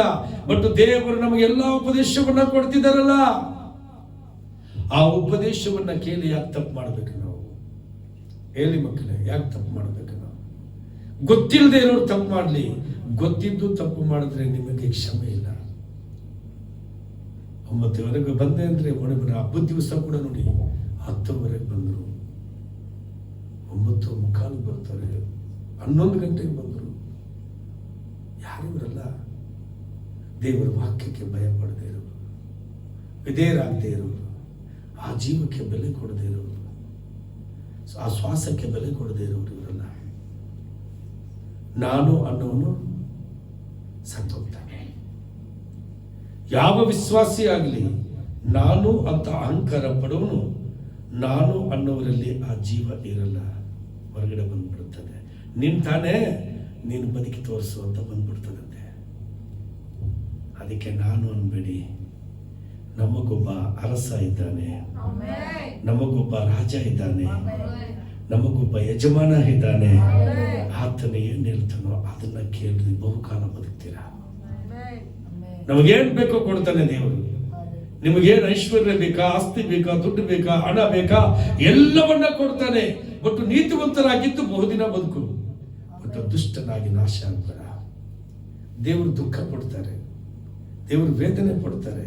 ಒಬ್ಬ ದುಷ್ಟನು ತನ್ನ ದುಷ್ಟತ್ವದಲ್ಲಿ ಸಾಯುವುದು ನನಗಿಷ್ಟ ಇಲ್ಲ.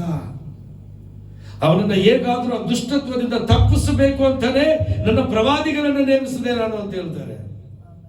ಈಗ ಪ್ರವಾದಿ ಮಾತುಗೂ ಗೌರವ ಕೊಟ್ಟಿಲ್ಲ ಅಂದ್ರೆ ನೀವು ಇನ್ಯಾರು ನಿಮ್ಮನ್ನ ದುಷ್ಟತ್ವದ ಮರಣದಿಂದ ತಪ್ಪಿಸೋರು? ನಿಮ್ಮನ್ನ ಎಲ್ಲಿಮ ಯಾರು ತಪ್ಪಿಸೋರು? ನಿಮ್ಮನ್ನ ಯಾರು ತಪ್ಪಿಸಕ್ಕಾಗಲ್ಲ.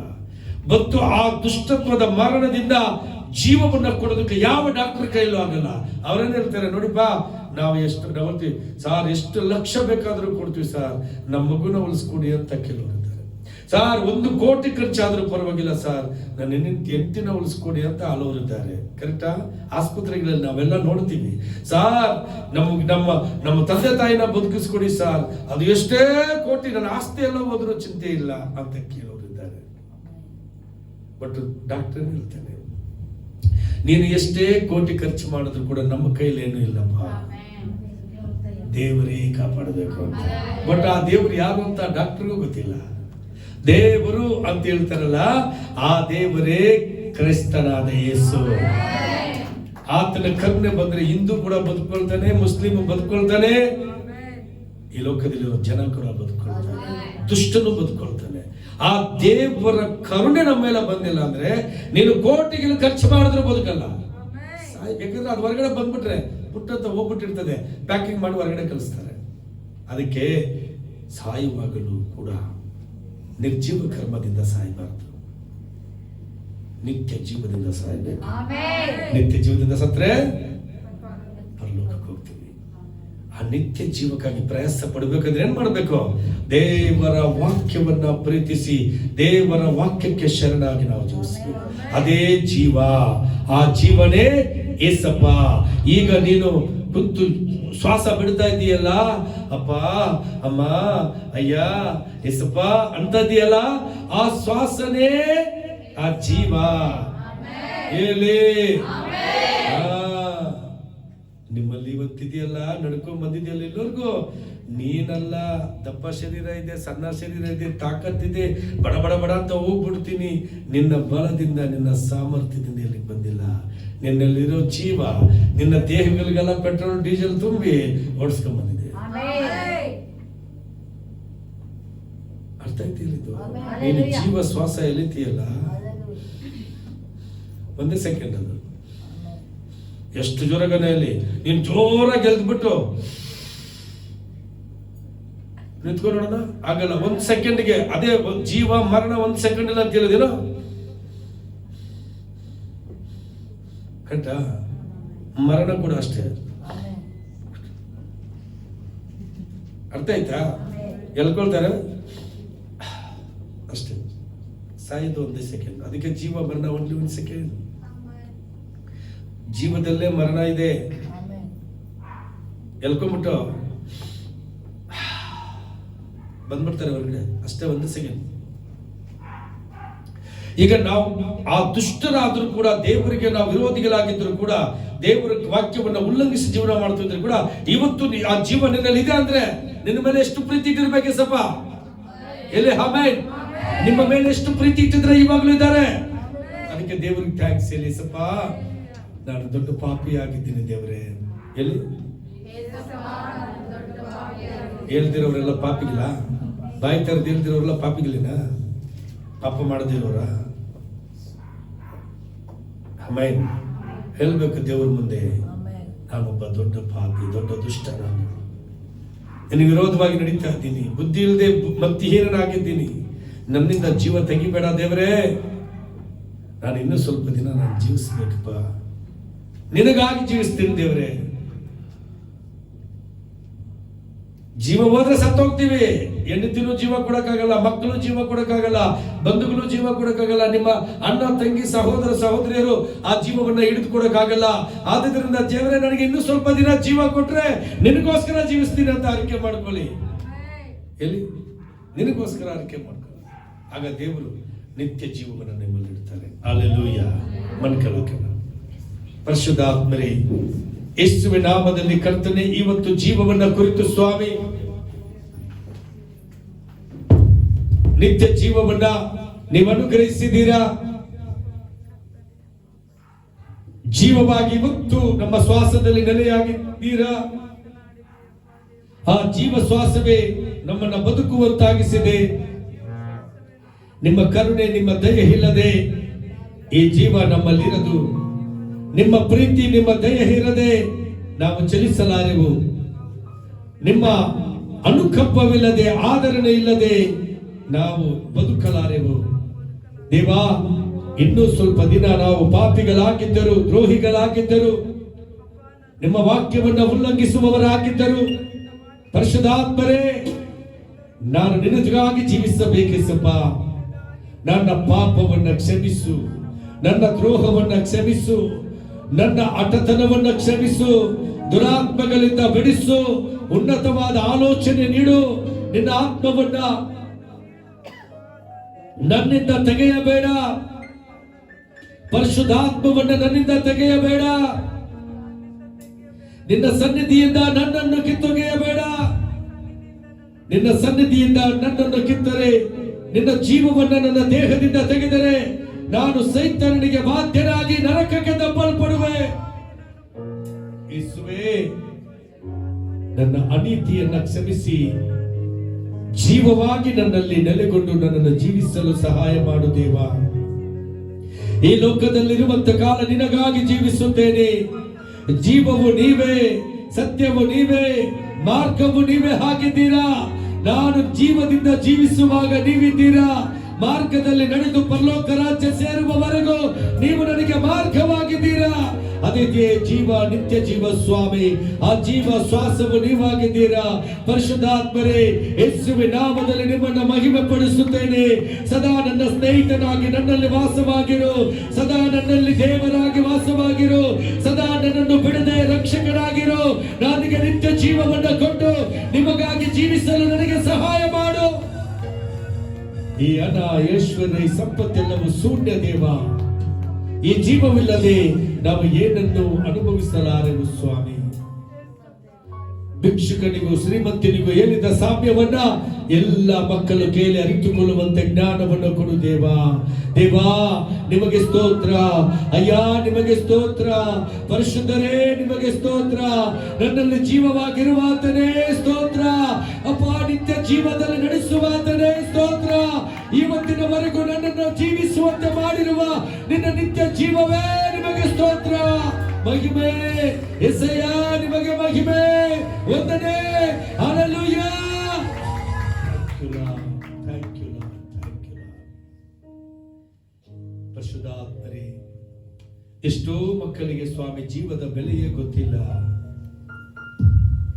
ಈ ಜೀವ ನಂದು, ಈ ದೇಹ ನಂದು ಎಂಬುದಾಗಿ, ನಾನು ಎಂಬುದರ ಜೀವಿತದಲ್ಲಿ ಸಿಕ್ಕಿಕೊಂಡಿರುವ ಎಲ್ಲ ನಿನ್ನ ಪ್ರಜೆಗಳನ್ನ ಬಿಡಿಸು ದೇವ.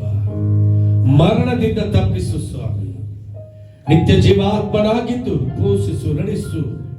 ಆಯುಷ್ಕಾಲವನ್ನು ವೃದ್ಧಿ ಮಾಡಿಕೊಡು ದೇವ. ಕುಟುಂಬಗಳನ್ನ ಆಶೀರ್ವದಿಸು. ಇವತ್ತು ಈ ಸಂದೇಶವನ್ನ ಕೇಳಿದಂತ ಪ್ರತಿಯೊಬ್ಬ ಕುಟುಂಬಗಳನ್ನ, ಮಕ್ಕಳನ್ನ ಈ ಜ್ಞಾನದ ಮಾರ್ಗದಲ್ಲಿ ನಡೆಸು ದೇವ. ಈ ಜೀವದ ಬೆಲೆಯನ್ನ ಅರಿತುಕೊಳ್ಳುವಂತೆ ನೀನು ಸಹಾಯ. Thank you lord.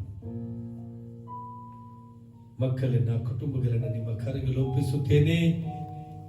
ಈಗ ಕರ್ತನೆ, ಹೊಸ ವರ್ಷವು ಪ್ರಾರಂಭವಾಗುವುದರೊಳಗೆ ಈ ಮಕ್ಕಳಲ್ಲಿ ಇರುವಂತ ಎಲ್ಲ ಕೆಟ್ಟ ಆಲೋಚನೆಗಳನ್ನ, ಕಠಿಣವಾದ ಹೃದಯಗಳನ್ನ ಮೃದು ಮಾಡಿ, ಪರಿಶುದ್ಧಾತ್ಮರಾದ ನೀವು ನಿತ್ಯ ಜೀವಾತ್ಮನಾಗಿದ್ದು ಈ ಮಕ್ಕಳನ್ನ ಶುದ್ಧೀಕರಿಸು, ನಡೆಸು ರಾಜ.